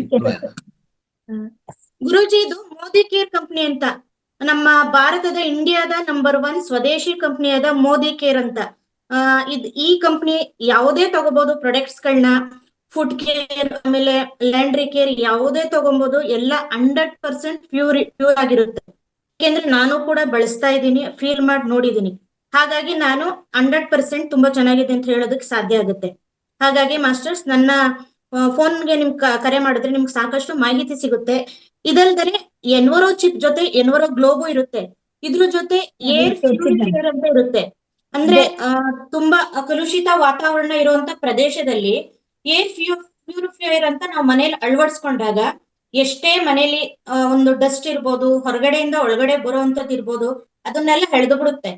ಹಾಗಾಗಿ ಈ 3 ವಸ್ತುಗಳನ್ನ ಬಳಸೋದ್ರಿಂದ ತುಂಬಾ ನಮ್ಮ ಆರೋಗ್ಯಕ್ಕೆ ಪ್ರಯೋಜನಕಾರಿ ಅಂತ ಹೇಳ್ಬೋದು. ಥ್ಯಾಂಕ್ ಯು ಮೇಡಮ್, ತುಂಬಾ ಅದ್ಭುತವಾಗಿ ಇದ್ರ ಬಗ್ಗೆ. ನಾನು ಇದ್ರ ಬಗ್ಗೆ ಹೇಳ್ಬೇಕು ಅಂತಿತ್ತು, ಬಟ್ ಆದ್ರೆ ನಿಮ್ಗೆ ಅವಕಾಶ ಇತ್ತು, ಅದನ್ನ ತುಂಬಾ ಚೆನ್ನಾಗಿ ಹೇಳ್ಕೊಟ್ರಿ. Thank you madam, thank you. Thank you. Globe ನಾ ತೋರಿಸಿದೆ, ಎನ್ವಿರೋ ಗ್ಲೋಬ್. ಹೌದು, ಗ್ಲೋಬನ್ನ ನಾವು ಈಗ 2 ವರ್ಷದಿಂದ ಯೂಸ್ ಮಾಡ್ತಾ ಇದ್ದೇವೆ, ಮನೆಯಲ್ಲಿ ಇಟ್ಟಿದ್ದೇವೆ. ಯಾಕಂದ್ರೆ ಪ್ರತಿಯೊಂದು ಎಲೆಕ್ಟ್ರಿಕಲ್ ಸಾಮಗ್ರಿಗಳನ್ನ ನಾವು ಯೂಸ್ ಮಾಡ್ತಾ ಇದ್ದೇವಲ್ಲ, ಅದಕ್ಕೆ ನಾವು ಇದನ್ನ ಮನೆಯಲ್ಲಿ ಯೂಸ್ ಮಾಡ್ತೇವೆ. ಮತ್ತೆ ನಮ್ಮ ಮಕ್ಕಳಿಗಾಯ್ತು, ಮೊಬೈಲ್ಗೆ ಮತ್ತೆ ಲ್ಯಾಪ್ಟಾಪ್ಗೆನು ಇದು ಬರುತ್ತೆ. ಇನ್ನೊಂದು ಚಿಪ್ ಸ್ವಲ್ಪ ದೊಡ್ಡದಿರುತ್ತೆ. ಇದು ಲ್ಯಾಪ್ಟಾಪ್ ಮತ್ತೆ ಡೆಸ್ಕ್ಟಾಪ್ ಗಳಿಗೆ ಯೂಸ್ ಮಾಡ್ಕೋಬಹುದು. ಇದರಿಂದ ಏನು ಇದಿಲ್ಲ. ಅದೇ ಏನ್ ಅಶ್ವಿನಿ ಮೇಡಮ್ ಹೇಳ್ದಂಗ ಗುರುಜಿ, ಇದು ಮೋದಿ ಕೇರ್ ಕಂಪ್ನಿಯಿಂದಾನ ಬರುತ್ತೆ. ಅದು ಹೊರಗಡೆ ಎಲ್ಲಿ ಸಿಗುದಿಲ್ಲ. ನಾವು ಏನ್ ಅವ್ರ ಕನ್ಸಲ್ಟೆಂಟ್ ಇರ್ತಾರಲ್ಲ, ಅವ್ರ ಕಡೆ ಮಾತ್ರ ಇದು ಸಿಗುತ್ತೆ. ನಂತರ ಅವರು ಮೋದಿ ಅವ್ರದ್ದು ಏನು ಉದ್ದೇಶ ಅಂದ್ರೆ, ನಮ್ಮ ಭಾರತವನ್ನ ಸ್ವದೇಶಿ ವಸ್ತುಗಳ ಮಾತ್ರ ಉಪಯೋಗ ಮಾಡ್ಬೇಕು, ಬೇರೆ ದೇಶದ ವಸ್ತುಗಳನ್ನ ಉಪಯೋಗ ಮಾಡಬಾರ್ದು, ಮತ್ತು ಆರ್ಥಿಕವಾಗಿ ಕೂಡ ಮತ್ತು ಅವರು ಆರೋಗ್ಯಕರವಾಗಿ ಹೆಚ್ಚು ನಮ್ಮ ಭಾರತೀಯರು ಸಮೃದ್ಧ ಆಗ್ಬೇಕನ್ನೋದು ಅವ್ರದ್ದು ಒಂದು ಉದ್ದೇಶ ಇದೆ ಗುರುಜಿ. ಅದಕ್ಕೆ ನಾವು ಈಗ ಸ್ವದೇಶಿ ವಸ್ತುಗಳ ಆಂದೋಲನ ಏನ್ ಮಾಡ್ತಾ ಇದ್ದಲ್ಲ, ಅದರಲ್ಲಿ ಇವ್ರದ್ದು ಕೂಡ ತುಂಬಾ ಮುಖ್ಯವಾದ ಪಾಲಿದೆ ಗುರುಜಿ. ಮೋದಿ ಅವ್ರದ್ದು, ಅವ್ರು ಸಮೀರ್ ಮೋದಿ ಅಂತ ಇದ್ದಾರೆ ಅವರು. ಹೌದು ಮೇಡಮ್, ಈಗ ನಾವೇನು ಒಂದು ಒಳ್ಳೆ ಸೇವೆ ಕೊಡ್ತಾ ಇದ್ದೀವಿ, ಅದ್ರ ಜೊತೆಗೆ ಅವ್ರಿಗೂ ಕೂಡ ಒಂದು ಒಳ್ಳೆ ಸೇವೆ. ನಮ್ಮ ಭಾರತದ ವಸ್ತುಗಳನ್ನೇ ಬಳಸ್ಬೇಕು, ಅದು ಕೆಮಿಕಲ್ ಇಲ್ಲದೆ ಇರುವಂತದ್ದು, ಎಲ್ಲ ರಾಸಾಯನಿಕ ಮುಕ್ತ ಅನ್ನೋದನ್ನ ಅವ್ರ ಉದ್ದೇಶ ಆಗಿರೋದ್ರಿಂದ ನಾವು ಇದನ್ನ ತುಂಬಾ ಅಧ್ಯಯನ ಮಾಡಿ ಚೆನ್ನಾಗಿ ಕೇಳಿ ತಿಳ್ಕೊಂಡು ಉಪಯೋಗಿಸ್ತಿರೋವಂಥದ್ದು. ಖಂಡಿತ ಅದು ಮೇಡಮ್. ಸೈವೇದಿಕ್ ಗುರುಜಿ. ನಾವೇನಿಲ್ಲ ಆಯುರ್ವೇದದ ಏನ ನಾವು ಪ್ರಾಡಕ್ಟ್ ಹೇಳ್ತಾ ಇದ್ದ ಗುರುಜಿ, ಅವ್ರು ಸೈವೇದಿಕ್ ಅಂದ್ರೆ ಅದು ಸೈನ್ಸು ಇದೆ. ಅವರು ಆಲ್ಮೋಸ್ಟ್ ಆಲ್ ಆಯುರ್ವೇದದ ಇವನು ಪ್ರಾಡಕ್ಟ್ ಅನ್ನ ಅವರು ಸೇಲ್ ಮಾಡ್ತಾ ಇದ್ದಾರೆ. ಆ ಪ್ರಾಡಕ್ಟ್ ಅನ್ನ ಯೂಸ್ ಮಾಡಿ ನಾವು ಆರೋಗ್ಯವಂತ ಪಡೀರಿ, ಆಸ್ಪತ್ರೆಗೆ ಹೋಗ್ಬೇಡ್ರಿ ಅಂತ ಅವ್ರದ್ದು ಉದ್ದೇಶ ಅದೇ ಇದೆ Guruji. Very good, ಒಳ್ಳೇದದು.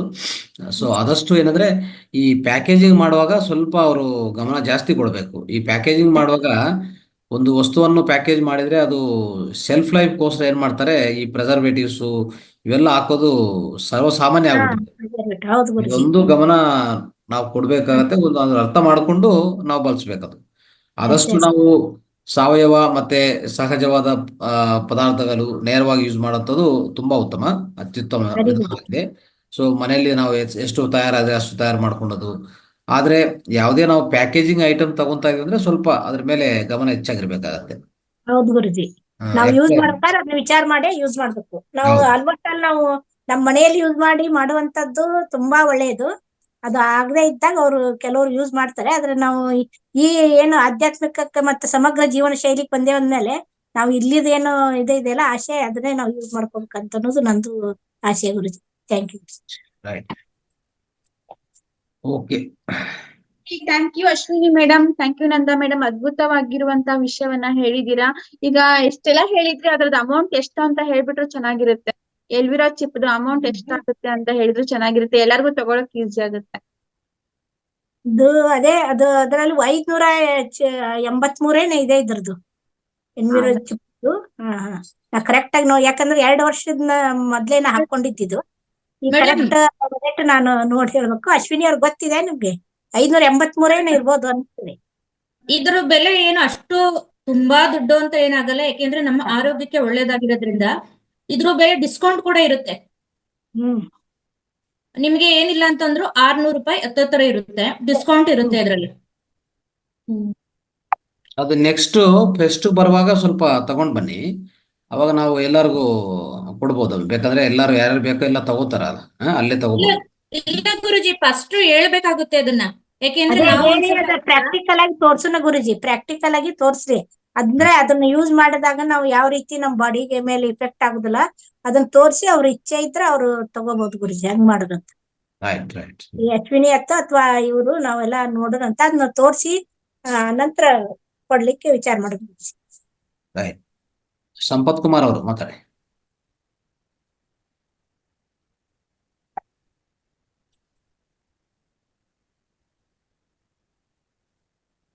Sampath Kumar unmute ಮಾಡ್ಕೊಳ್ಳಿ.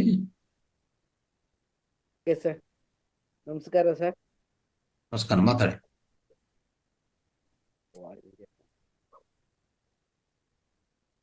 ಸರ್ ಇವತ್ತಿನ ದಿವಸ ತುಂಬಾ ಸೆಷನ್ ನಡೀತು. ಸತ್ಯಪಯಣದ ಬಗ್ಗೆ ವಿಜಯಲಕ್ಷ್ಮಿ ಅಮ್ಮನವರು ತುಂಬಾ ಚೆನ್ನಾಗಿ ಅಧ್ಯಯನ ಮಾಡಿದ್ರು. ಈ ಒಂದು ಪ್ಲಾಟ್ಫಾರ್ಮ್ ಇಂದ ತುಂಬಾ ನಾಲೆಡ್ಜ್ ಗೇನ್ ಆಗ್ತಾ ಇದೆ.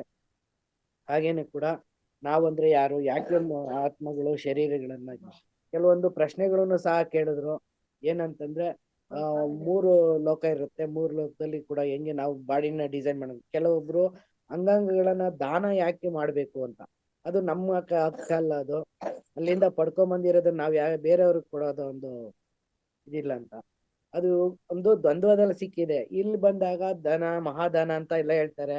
ಅಲ್ಲಿಂದ ಈ ಕಡೆ ಒಂದು ಜ್ಞಾನದಲ್ಲಿರ್ಬೇಕಾದ್ರೆ ಕೊಡ್ಬಾರ್ದು ಅಂತ ಇದೆ, ಅಲ್ಲಿ ಕೊಡ್ಬೇಕು ಅಂತ ಇದೆ, ಏನಾದ್ರೂ ಅಂತ. ಹಾಗಾಗಿ ಗೊಂದಲದಲ್ಲಿ ಸಿಗಾಕೊಂಡಿದ್ದೀರಿ. ಈಗ ನಾವು ಜೀವನ ನಡೆಸ್ತಾ ಇರೋದು ಇದೇ ಸಮಾಜದಲ್ಲಿ. ಹಾಗಾಗಿ ಕೊಡ್ಬೇಕಾ ಬೇಡವಾ, ನಮ್ ಕೊಡುಗೆ ಅದು ಕೊಡುಗೆ ಅನ್ಕೋಬೇಕು, ದಾನ ಅನ್ಕೋಬೇಕು, ಏನು ಗೊತ್ತಾಗೋದಿಲ್ಲ ಗುರುಜಿ. ಈ ಹೆಂಗ್ ದೇಹ ತಗೊಂಡ್ಬಂದಿದ್ವಿ ಹಾಗೆ ಶಾರೀರಿಕವಾಗಿ ಭೌತಿಕವಾಗಿ ಕೂಡ ಇದು ಮಾಡ್ಬೇಕಾದ್ರೆ ಆಧ್ಯಾತ್ಮಿಕವಾಗಿ ಅದನ್ನ ಅಕ್ಸೆಪ್ಟ್ ಮಾಡೋದಿಲ್ಲ, ಅಂದ್ರೆ ಅದನ್ನ ಸ್ವೀಕಾರ ಮಾಡೋದಿಲ್ಲ ಗುರುಜಿ. ಅದಕ್ಕೆ ಇದು ದ್ವಂದ್ವ ಏನಂತ ಅನ್ನೋದ್ರ ಬಗ್ಗೆ ವಿಚಾರ ಮಾಡಿದಾಗ ಒಂದ್ವೇ ಈ ಕಡೆ ಹೇಳೋದು ಒಂದ್ ಸರಿ ಅನ್ಸುತ್ತೆ, ಈ ಕಡೆ ಹೇಳೋದು ಒಂದ್ ಸರಿ ಅನ್ಸುತ್ತೆ. ಯಾವ್ದು ಇದ್ರಲ್ಲಿ ಸರಿ ಯಾವ್ದು ತಪ್ಪು ಅನ್ನೋದನ್ನ ನಿರ್ಧಾರ ಮಾಡ್ಬೇಕಾಗಿರೋದು ಮನಸ್ಸು ಮತ್ತೆ ಸ್ಪಷ್ಟತೆ. ಇದ್ರ ಬಗ್ಗೆ ಒಂದು ಕೊನೆಯ ಒಂದು ಪ್ರಶ್ನೆ. ಮತ್ತೆ ಇದು ಹೇಳಿದ್ರು ಮೋದಿ ಕೇರ್ ಅನ್ನೋದು ಒಂದು ಪ್ರಾಡಕ್ಟ್. ಇದು ಎಲ್ಲಾ ವಸ್ತುಗಳನ್ನು ಸಹ ನಾವು ಕೂಡ ಬಳಸ್ತಾ ಇದ್ದೀವಿ. ಮುಂದೆ ಜನಕ್ಕೆ ಅವ್ರ ಉದ್ದೇಶ ಕೂಡ ಸೇವೆ ಒಂದೇ ಇರ್ಬೋದು, ಆದ್ರೆ ಹಲವಾರು 800+ ಉತ್ಪಾದನೆಗಳು ಕೂಡ ಅವರಲ್ಲಿ ಇದಾವೆ. ಅದನ್ನ ಅದೇ ಬೇರೆ ವೇದಿಕೆನಲ್ಲಿ ಅದು ಹಂಚ್ಕೊಳ್ಳೋದು ಸೂಕ್ತ ಅಂತ ನನ್ನ ಒಂದು ಅನಿಸಿಕೆ. ಯಾಕಂದ್ರೆ ಇದ್ರಲ್ಲೂ ಕೂಡ ನಮ್ಗೆ ಸಾಕಷ್ಟು ಆಳವಾದ ಜ್ಞಾನ ಕೂಡ ಇದೆ. ಆದ್ರೆ ಇದು ಒಂದು ಆಧ್ಯಾತ್ಮಿಕ ಒಂದು ಕೇಂದ್ರ ಆಗಿರೋದ್ರಿಂದ ನಾವು ಇದನ್ನೇ ಇದ್ ಮಾಡ್ಬೇಕು ಅಂತ ನಾನು ಕೇಳ್ಕೊಳ್ತೀನಿ ಗುರುಜಿ. ನೀವು ಇದಕ್ಕೊಂದು ಅರ್ಥ ಒಂದು ಹೇಳಿದ್ರೆ ಕೊನೆ ಸಂದೇಶ ಹೇಳ್ಬೋದು ಗುರುಜಿ. ರೈಟ್. ಇಲ್ಲ, ಈಗಾಗಲೇ ನಾವು ಚರ್ಚೆ ಮಾಡಿದ್ರ ಬಗ್ಗೆ. ಅಂದ್ರೆ ಅಂಗಗಳು ಅವಯವಗಳು ದಾನ ಮಾಡೋದು ಅನ್ನೋದು ಅದು ಕಡ್ಡಾಯ ಮಾಡ್ಬೇಕಂತೇನಿಲ್ಲ. ಅದು ಅಂದ್ರೆ ಈಗಾಗಲೇ ಗುರುಗಳು, ನಮ್ಮ ಪತ್ರಿಜಿ ಗುರುಗಳು ಹೇಳಿರೋದು ಅದೇ. ನಾವು ಇದೆಲ್ಲ ಪಡೆದಿರೋದು ಹೇಳ್ಬೇಕಂದ್ರೆ ನಾವು ಹಾಸ್ಟೆಲ್ ಪ್ರಪಂಚದಲ್ಲಿ ತಯಾರು ಮಾಡ್ಕೊಂಡಿರ್ತೀವಿ. ಮತ್ತೆ ಅದು ನಾವು ಈ ನಿಸರ್ಗದಿಂದ ಪಂಚಭೂತಗಳಿಂದ ತಯಾರಾಗಿರೋದು.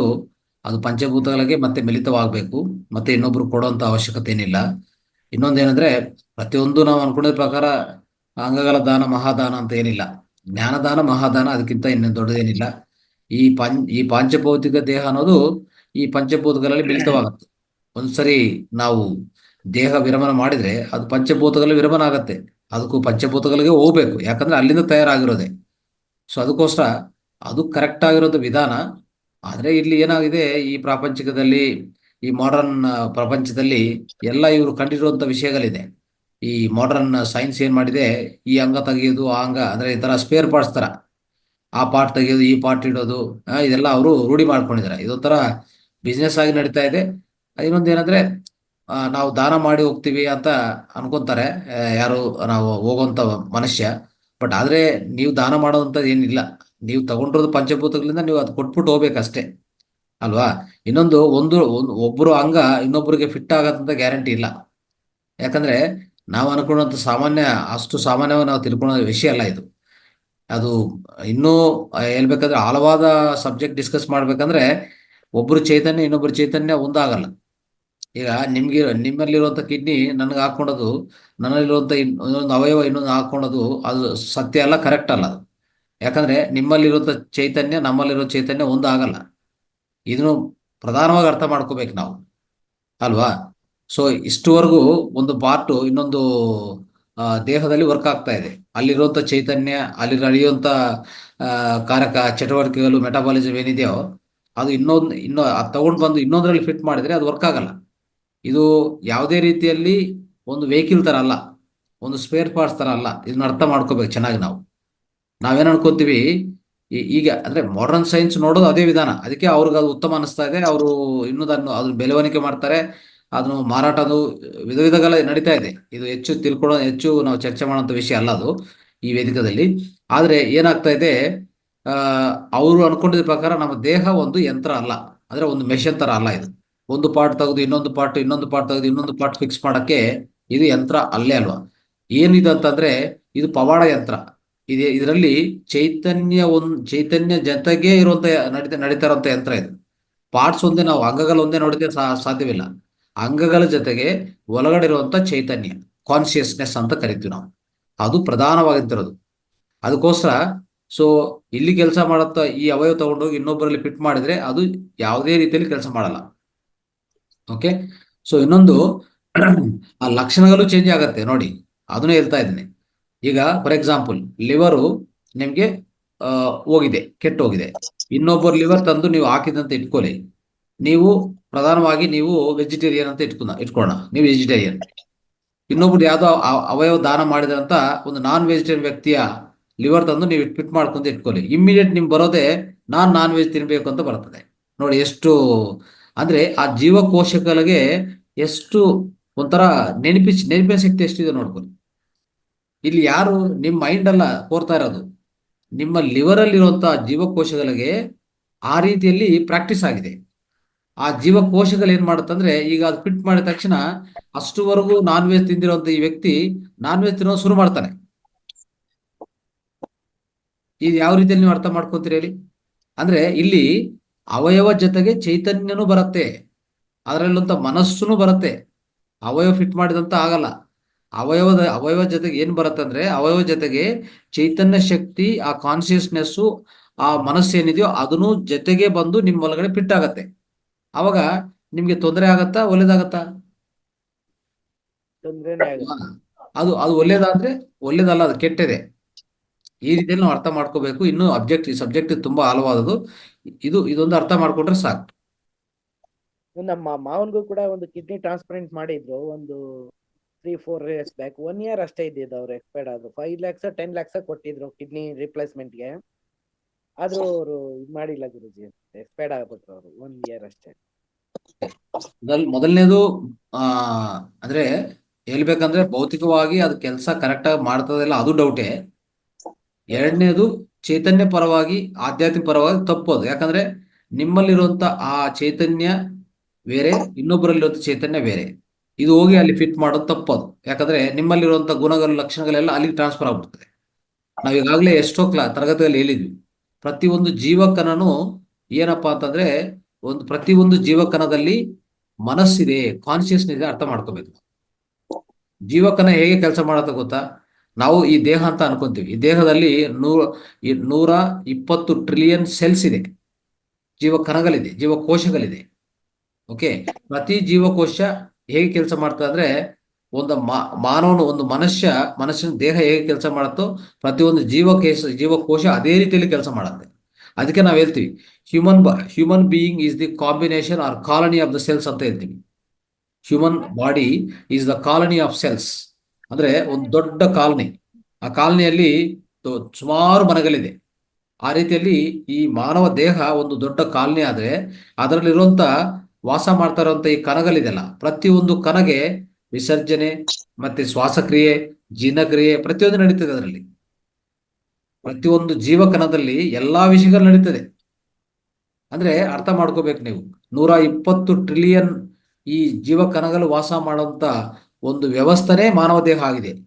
ನಾವು ಅನ್ಕೊಂಡಿದ್ದ ಪ್ರಕಾರ ನಾವು ಅಲ್ಲ ಅಲ್ಲಿ ಒಳಗಡೆ ಇರೋದು. ಹೇಳ್ಬೇಕಂದ್ರೆ ತಂದೆ ತಾಯಿಯಿಂದ ಬಂದಿರೋದು 10-20% ಜೀವಕಣಗಳು ಮಾತ್ರ ಇರ್ತದೆ. ಮಿಕ್ಕಿದೆಲ್ಲಾನು ನೀವು ಇನ್ನೂ ಒಳಗೋಗಿ ನೋಡಕ್ ಹೋದ್ರೆ ಅಲ್ಲಿರುವಂತ ಜೀವಕಣಗಳೆಲ್ಲ ಜಮ್ ಸೆಲ್ಸ್ ಅಂತ ಹೇಳ್ತೀವಿ ನಾವು. ಜಮ್ ಸೆಲ್ಸ್ ಅಂದ್ರೆ ಏನು? ಸೂಕ್ಷ್ಮ ಕ್ರಿಮಿಗಳು. ಸೂಕ್ಷ್ಮ ಕ್ರಿಮಿಗಳು ಏನಿದೆಯೋ ಅದು ವಾಸ ಮಾಡ್ತಾ ಇರ್ತದೆ ನಮ್ಮ ದೇಹದಲ್ಲಿ. ಅವೇ ನಿರ್ಮಿತ ಮಾಡತ್ತೆ, ಅವೇ ಈ ದೇಹವನ್ನು ರನ್ ಮಾಡತ್ತೆ. ಆದ್ರೆ ಇದಕ್ಕೆಲ್ಲಾನು ಸಾಫ್ಟ್ವೇರ್ ಏನಪ್ಪಾ ಅಂತಂದ್ರೆ ನಮ್ಮ ಆತ್ಮನೆ, ನಮ್ಮ ಕಾನ್ಶಿಯಸ್ನೆಸ್ ಇದೆಲ್ಲ ಅದು ಸಾಫ್ಟ್ವೇರ್. ಇದೆಲ್ಲ ಹಾರ್ಡ್ವೇರ್ ಆದ್ರೆ ಸಾಫ್ಟ್ವೇರ್.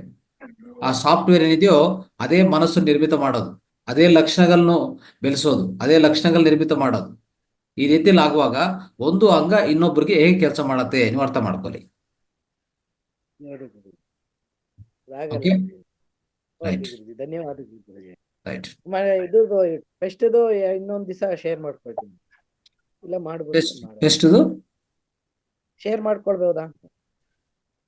ಎಸ್ ಶೇರ್ ಮಾಡಿ, ನಿಮ್ಮ ಅನುಭವ ಶೇರ್ ಮಾಡಿ. ಅಲ್ಲ ಸಮಯ ಇದೆಯಾ, ಅಭಾವ ಇದೆಯಾ ಅಂತ. ಇನ್ನು ಒಂದು 5 ನಿಮಿಷದಲ್ಲಿ ಕ್ಲೋಸ್ ಮಾಡೋಣ. ನಿಮ್ಮ ಅನುಭವ ಶೇರ್ ಮಾಡ್ಕೊಂಡ್ಮೇಲೆ ಕ್ಲೋಸ್ ಮಾಡೋಣ. ಎಸ್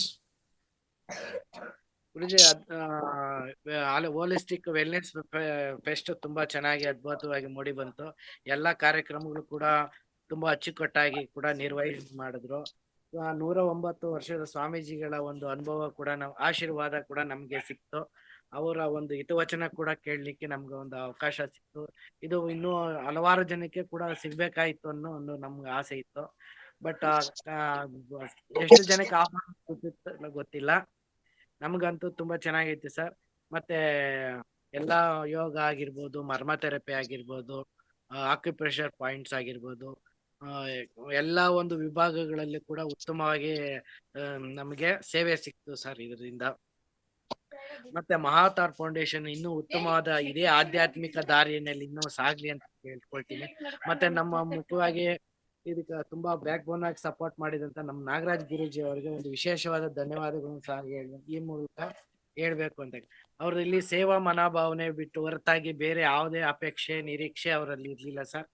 ಅವರಲ್ಲಿ ಇರುವಂತ ಉತ್ಸಾಹ ಕೂಡ ನಮ್ಗೆ ಇನ್ನ ಇಮ್ಮಡಿಗೊಳುತ್ತೆ ಸರ್.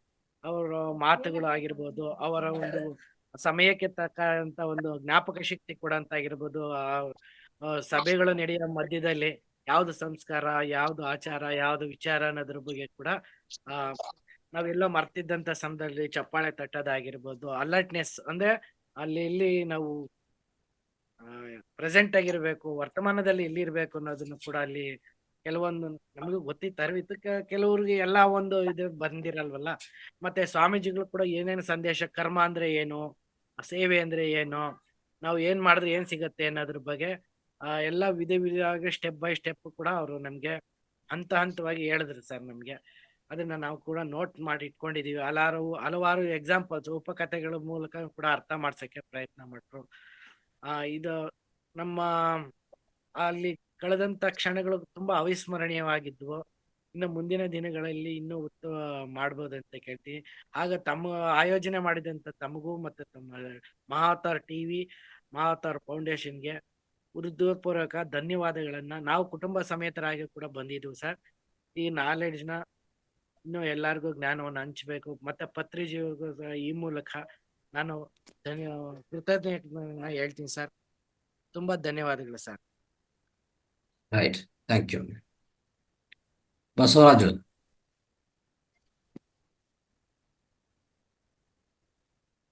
ನನ್ನೆಲ್ಲ ಆತ್ಮಬಂಧುಗಳಿಗೆ ಶರಣಾರ್ಥಿಗಳು. ಆಕ್ಚುಲಿ ಇವತ್ತು ಡಿಸ್ಕಷನ್ ತುಂಬಾ ಚೆನ್ನಾಗಿತ್ತು. ಓಕೆ, ಅದಕ್ಕೆ ನಾನು ಸ್ವಲ್ಪ ಆಡ್ ಅಪ್ ಮಾಡೋಣ ಅಂತ ಹೇಳ್ಬಿಟ್ಟು ಆಡ್ ಮಾಡ್ತಾ ಇದ್ದೀನಿ. ನಿಮ್ಗೆಲ್ಲರಿಗೂ ಸಿದ್ದೇಶ್ವರ ಸ್ವಾಮಿ ಅಂತ ಹೇಳ್ಬಿಟ್ಟು ವಿಜಯಪುರದವರು ಸ್ವಾಮೀಜಿಗಳಿದ್ರು. ಅವರು ದೈವದಿಂದ್ರಾದ್ರು ಲಾಸ್ಟ್ ಒಂದು 1.5 years ಬ್ಯಾಕ್ ಅನ್ಸುತ್ತೆ. ಅವ್ರಿಗೆ ತುಂಬಾ ಗವರ್ಮೆಂಟ್ ಮತ್ತೆ ಅಲ್ಲಿರ್ತಕ್ಕಂಥ ಇವರು ಮಿನಿಸ್ಟರ್ MB ಪಾಟೀಲ್ ಅವರು ತುಂಬಾ ಫೋರ್ಸ್ ಮಾಡಿದ್ರು, ಅವ್ರು ನೀವು ಹಾಸ್ಪಿಟಲ್ ಸೇರ್ಕೊಳ್ಳಿ ಅಂತ ಹೇಳ್ಬಿಟ್ಟು. ಅವ್ರ ಹಾಸ್ಪಿಟಲ್ಗೆ ಹೋಗ್ಲಿಲ್ಲ. ಅವರು ಹಾಸ್ಪಿಟಲ್ ಅವಶ್ಯಕತೆ ಇಲ್ಲ, ನಮ್ದು ದೇಹ ನ್ಯಾಚುರಲ್ ಆಗಿ ಬಂದಿದೆ, ಹಂಗೆ ನ್ಯಾಚುರಲ್ ಆಗಿ ಹೋಗ್ಬೇಕು ಅಂತ ಹೇಳ್ಬಿಟ್ಟು ಹಾಸ್ಪಿಟ್ಲಿಗೆ ಹೋಗ್ಲಿಲ್ಲ ಅವರು. ಓಕೆ, ಆಮೇಲೆ ಕನ್ಫ್ಯೂಷನ್ ಏನು ಅಂತಂದ್ರೆ ಈ ಅಂಗಾಂಗ ದಾನದ್ದು ಕನ್ಫ್ಯೂಷನ್ ಇದೆ. ಓಕೆ, ಅದು ಆಕ್ಚುಲಿ ಸಕ್ಸಸ್ ರೇಷಿಯೋ ತುಂಬಾ ಕಡಿಮೆ ಇದೆ. ಅಂಗಾಂಗ ದಾನ ಮಾಡಿದಾಗ ಈಗ ಸರ್ ಹೇಳಿದಾಗೆ ಯಾರ್ದೋ ಅದು ಯಾರ್ದೋ ಇರುತ್ತೆ. ಈಗ ನಮ್ಮಲ್ಲಿ ಗೊತ್ತಿರೋದು ಓನ್ಲಿ ಮೆಡಿಕಲ್ ಸೈನ್ಸ್ ಅಲ್ಲಿ ಗೊತ್ತಿರೋದು ಓನ್ಲಿ ಒಂದು 5 to 10% ಗೊತ್ತಿರ್ಬೋದು ಅಷ್ಟೇ. 90% ಮೆಡಿಕಲ್ ಸೈನ್ಸ್ಗೂ ಗೊತ್ತಿಲ್ಲ. ಓಕೆ, ನಮ್ಮಲ್ಲಿ ಗೊತ್ತಿರೋದು ಒಂದು ಬ್ಲಡ್ ಗ್ರೂಪ್ ಮಾತ್ರ ನಾವು ಟ್ಯಾಲಿ ಮಾಡ್ಬೋದು ಅಷ್ಟೇ. ಯಾವ್ದು O ಇದೆ, ಎ ಇದೆಯಾ, ಬಿ ಇದೆಯಾ ಅಂತ ಹೇಳ್ಬಿಟ್ಟು ಕಿಡ್ನಿ ಟ್ರಾನ್ಸ್ಪ್ಲಾಂಟೇಶನ್ ಮಾಡ್ಬೇಕಾದ್ರೆ ಅದನ್ನ ಯೂಸ್ ಮಾಡ್ತಾರೆ. ಅಷ್ಟು ಮಾತ್ರ ನಮ್ಗೆ ಗೊತ್ತಿದೆ. ಬಟ್ ಸಕ್ಸಸ್ ರೇಷಿಯೋ ತುಂಬಾ ಕಡಿಮೆ ಇದೆ. ಈಗ ನಿಮ್ಗೆ ಈಗ ಆರ್ಟ್ ಆಪರೇಷನ್ ಮಾಡ್ತಾರೆ. ಆರ್ಟ್ ಆಪರೇಷನ್ ಮಾಡಿದಾಗ ಸಕ್ಸಸ್ ರೇಷಿಯೋ ಎಷ್ಟಿದೆ ಅಂತಂದ್ರೆ ತುಂಬಾ ಕಡಿಮೆ ಇರುತ್ತೆ. ಓಕೆ, ಅವರು ಒಂದು ವರ್ಷ, 2 ವರ್ಷ, 3 ವರ್ಷ, 10 ವರ್ಷ, 20 ವರ್ಷ ಇರ್ಬಹುದು. ಬಟ್ ರೇರ್ ಕೇಸ್ ಅದು. ಮೆಡಿಕಲ್ ಸೈನ್ಸ್ ಏನ್ ಹೇಳುತ್ತೆ ಅಂತಂದ್ರೆ, ಇದೆಲ್ಲ ಮೆಡಿಕಲ್ ಸೈನ್ಸ್ ಎಲ್ಲ ಜಾಸ್ತಿ ಪ್ರಮೋಟ್ ಆಯ್ತು ಲಾಸ್ಟ್ ಆಲ್ಮೋಸ್ಟ್ ಅಲ್ಲ ಒಂದು 40 ಇಯರ್ಸ್ ಇಂದ ಈ ಕಡೆ ಮೆಡಿಕಲ್ ಸೈನ್ಸ್ ತುಂಬಾ ಅಡ್ವಾನ್ಸ್ ಆಗಿದೆ ಅಂತ ಅವ್ರು ಅನ್ಕೊಂಡಿದ್ದಾರೆ ಅಷ್ಟೇ. ಅದು ಅಡ್ವಾನ್ಸ್ ಏನಲ್ಲ. ಅದು ಟೋಟಲ್ ಇಟ್ಸ್ ಎ ಬಿಸ್ನೆಸ್ ಅದು. ಓಕೆ, ಬಿಸ್ನೆಸ್ ನ ನಾವು ಈಗ ಪ್ರತಿಯೊಂದು ಹಾಸ್ಪಿಟಲ್ಸ್ ಬೆಂಗಳೂರಲ್ಲಿ ನೋಡ್ತಾರೆ, ಆಲ್ಮೋಸ್ಟ್ ಅಲ್ಲಿ ಮೋರ್ ದೆನ್ ಸ್ಟಾರ್ ಹೋಟೆಲ್ ಗಿಂತ ತುಂಬಾ ಚೆನ್ನಾಗಿದಾವೆ. ಆ ರೀತಿ ಅದು ಬಿಸ್ನೆಸ್ ಮಾಡಕ್ಕೋಸ್ಕರ ಆ ರೀತಿ ಮಾಡ್ತಾರೆ. ಈಗ ಹೇಗಾಗಿದೆ ಅಂತಂದ್ರೆ, ನಿಮ್ಗೆ ಒಂದೊಂದು ಸೀಟ್ ಅಲ್ಲೂ ಪ್ರತಿಯೊಂದು ನಮ್ದು ಆರ್ಗನ್ಸ್ ಏನಿದೆ ಆರ್ಗನ್ಸ್ ಹಾಸ್ಪಿಟಲ್ಸ್ ಇದಾವೆ. Brain, kidney, pancreas special hospitals ಇದಾವೆ. ಈ ರೀತಿ ಇದೆ. ಅಂದ್ರೆ ನಾನು ಟೋಟಲ್ ಎಂಟೈರ್ ಮೆಡಿಕಲ್ ಸಿಸ್ಟಮ್ ನಾನು ಬ್ಲೇಮ್ ಮಾಡ್ತಿಲ್ಲ, ಬಟ್ ಅದನ್ನ ಮೆಡಿಕಲ್ ಆಗಿ ಕನ್ವರ್ಟ್ ಮಾಡ್ಕೊಂಡಿದ್ದೆ. ಓಕೆ, ಸಾರಿ, ನಾನು ಅನ್ಫಾರ್ಚುನೇಟ್ಲಿ ನಾನು ಎಕ್ಸ್ಪೆಕ್ಟ್ ಮಾಡಕ್ ಆಗ್ಲಿಲ್ಲ. ಸಾಟರ್ಡೆ ನಮ್ಮ ಮಾವರು, ನಮ್ಮ ಮನೆಯವರು, ಚಿಕ್ಕಪ್ಪ ಅವರು ತೀರೋದ್ರಿಂದ ನಾನು ಸಾಟರ್ಡೆ ನಾನು ಬರ್ಬೇಕಿತ್ತು, ನನ್ನ ಪ್ಲಾನ್ ಇತ್ತು, ಬರಕ್ ಆಗ್ಲಿಲ್ಲ. Extremely sorry. ಆಕ್ಚುಲಿ ಅಲ್ಲಿಗೆ ಹೋದಾಗ ನಾನು ಜನರಲಿ ನಾನು ಆಲ್ಮೋಸ್ಟ್ ಅಲ್ಲಿ ನಾನು ಹೈಸ್ಕೂಲ್ ಇಂದ ನಾನು ಅಂದ್ಕೊಂತಾ ಇದ್ದೆ. ನಾನು ಹೈಸ್ಕೂಲ್ ಇರ್ಬೇಕಾದ್ರೆ ನಮ್ಮ ತಾತ ಅವರು ಹೋದ್ರು. ಆ ಟೈಮ್ನಲ್ಲಿ ಅಂದ್ಕೊಂತಾ ಇದ್ದೆ, ಇವರೆಲ್ಲ ಎಲ್ಲಿ ಹೋಗ್ತಾರೆ ಅಂತ ಹೇಳ್ಬಿಟ್ಟು ಸುಮಾರು ಅದು ನನಗೆ ಸುಮಾರು ಸರಿ ಅನಿಸ್ತಾ ಇತ್ತು. ಅದು ಎಲ್ಲೋಗ್ತಾರೆ, ಸತ್ತರೆಲ್ಲ ಎಲ್ಲೋಗ್ತಾರೆ ಅಂತ ಹೇಳ್ಬಿಟ್ಟು ಅನಿಸ್ತಾ ಇತ್ತು. ಮತ್ತೆ ನನಗೆ ಭಯ ಆಗ್ತಾ ಇತ್ತು. ಈ ಸ್ಮಶಾನಕ್ಕೆ ಹೋದ್ರೆ ಜನರಲಿ ನಾನು ಬಾಡಿ ನೋಡಕ್ ಇಷ್ಟಪಡೋದಿಲ್ಲ. ಆ ರೀತಿ ಇರುವಾಗ ಈಗ ಮೊನ್ನೆ ನನಗೆ ಏನು ಅನಿಸ್ಲಿಲ್ಲ. ಮೊನ್ನೆ ಸಾಟರ್ಡೆ ನನಗೆ ಏನು ಅನಿಸ್ಲಿಲ್ಲ. ಆಮೇಲೆ ಅಲ್ಲೆಲ್ಲ ಅಳ್ತಾ ಇದ್ರು. ನಮ್ಮ ವೈಫು ಸಹ ತುಂಬಾ ಅಳ್ತಾ ಇದ್ರು.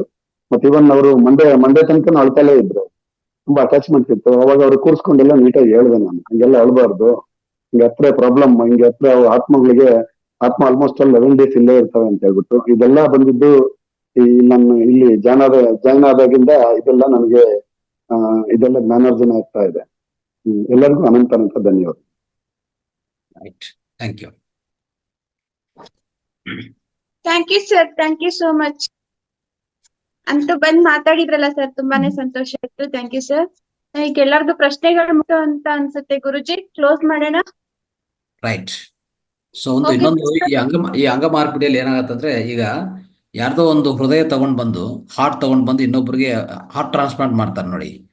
ಅವರು ಸಪೋಸ್ ಅವರಲ್ಲಿ ಆ ವ್ಯಕ್ತಿಯ ಅಂಗ ತಗೊಂಡು ಇವ್ರಿಗೆ ಹಾಕ್ತಾರಲ್ಲ, ಆ ವ್ಯಕ್ತಿಯ ಸಪೋಸ್ ಅವರಲ್ಲಿ ಇರುವಂತ ಈ ನೆಗೆಟಿವ್ ನಕಾರಾತ್ಮಕ ಲಕ್ಷಣಗಳು, ಮತ್ತೆ ಹೃದಯ ದೌರ್ಬಲ್ಯ, ಮತ್ತೆ ಇನ್ನು ಹೇಳ್ಬೇಕಂದ್ರೆ ಅವರಲ್ಲಿ ಏನಾದರೂ ಈ ಒಂದು ನಕಾರಾತ್ಮಕ ಯಾವುದೇ ಗುಣಗಳಿರಲಿ ಎಲ್ಲ ಟ್ರಾನ್ಸ್ಫರ್ ಆಗ್ಬಿಡ್ತದೆ.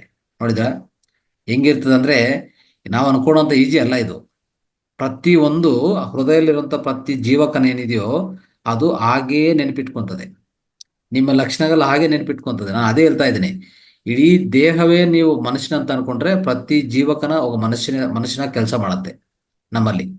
ಅದಕ್ಕೆ ತಕ್ಕ ಮೈಂಡ್ ಇದೆ, ಅದಕ್ಕೆ ತಕ್ಕ ಶ್ವಾಸಕೋಶ ವ್ಯವಸ್ಥೆ ಇದೆ, ಜೀರ್ಣ ವ್ಯವಸ್ಥೆ ಇದೆ, ವಿಸರ್ಜನೆ ವ್ಯವಸ್ಥೆ ಇದೆ, ಉಸಿರಾಟ ವ್ಯವಸ್ಥೆ, ರಕ್ತ ಪರಿಚಲನಾ ವ್ಯವಸ್ಥೆ, ಪ್ರತಿಯೊಂದು ಇದೆ ಅದರಲ್ಲಿ.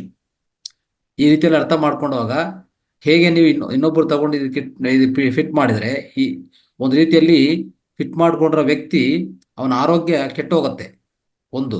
ಎರಡನೇದು, ಅವನು ಕೆಟ್ಟ ಮನಸ್ಸಾಗುವಂತ ಅವಕಾಶನೂ ಇದೆ. ಆ ಕೆಟ್ಟ ವ್ಯಕ್ತಿಯಿಂದ ತಗೊಂಡ್ ಬಂತ ಅಂಗವನ್ನು ಇಲ್ಲಿ ಫಿಟ್ ಮಾಡ್ಕೊಂಡ್ರೆ ಇವನು ಅವ್ರ ತರ ಆಗ್ಬಿಡ್ತಾನೆ. ಇದು ಪ್ರಧಾನವಾಗಿ ನಾವು ಗುರುತಿಸ್ಬೇಕು. ಇದೆಲ್ಲ ನಾವು ಅರ್ಥ ಮಾಡ್ಕೊಂಡ್ರೆ ಅವಾಗ ಇದನ್ನು ಯಾರು ಪ್ರೋತ್ಸಾಹಿಸಲ್ಲ. Okay, right. Okay, thank you ಗುರುಜಿ.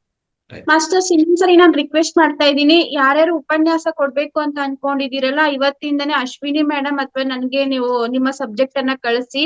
ಪ್ರತಿಯೊಬ್ಬರಿಗೂ ಫೋನ್ ಮಾಡ್ಲಿ ಕೇಳೋದಲ್ಲ, ಇದು ನಿಮ್ದೇ ಒಂದು ವೇದಿಕೆ. ದಯವಿಟ್ಟು ನಿಮ್ಮ ವಿಷಯಗಳನ್ನ, ನಿಮ್ಮ ಜ್ಞಾನವನ್ನ ಹಂಚ್ಬೇಕು ಅಂತ ಕೇಳ್ಕೊಂತೀನಿ. ವಿಜಯಲಕ್ಷ್ಮಿ ಮೇಡಮ್ ಮತ್ತೆ ನಂದಾ ಮೇಡಮ್, ಮುಂದಿನ ತಿಂಗಳು ಡಿಸೆಂಬರ್ ಅಲ್ಲೂ ಸಹ ನಿಮ್ಮ ವಿಷಯಗಳು ಇರ್ಬೇಕು ಅಂತ ನಾನು ನಿಮ್ಗೆ ಕೇಳ್ಕೊಂತಾ ಇದ್ದೀನಿ.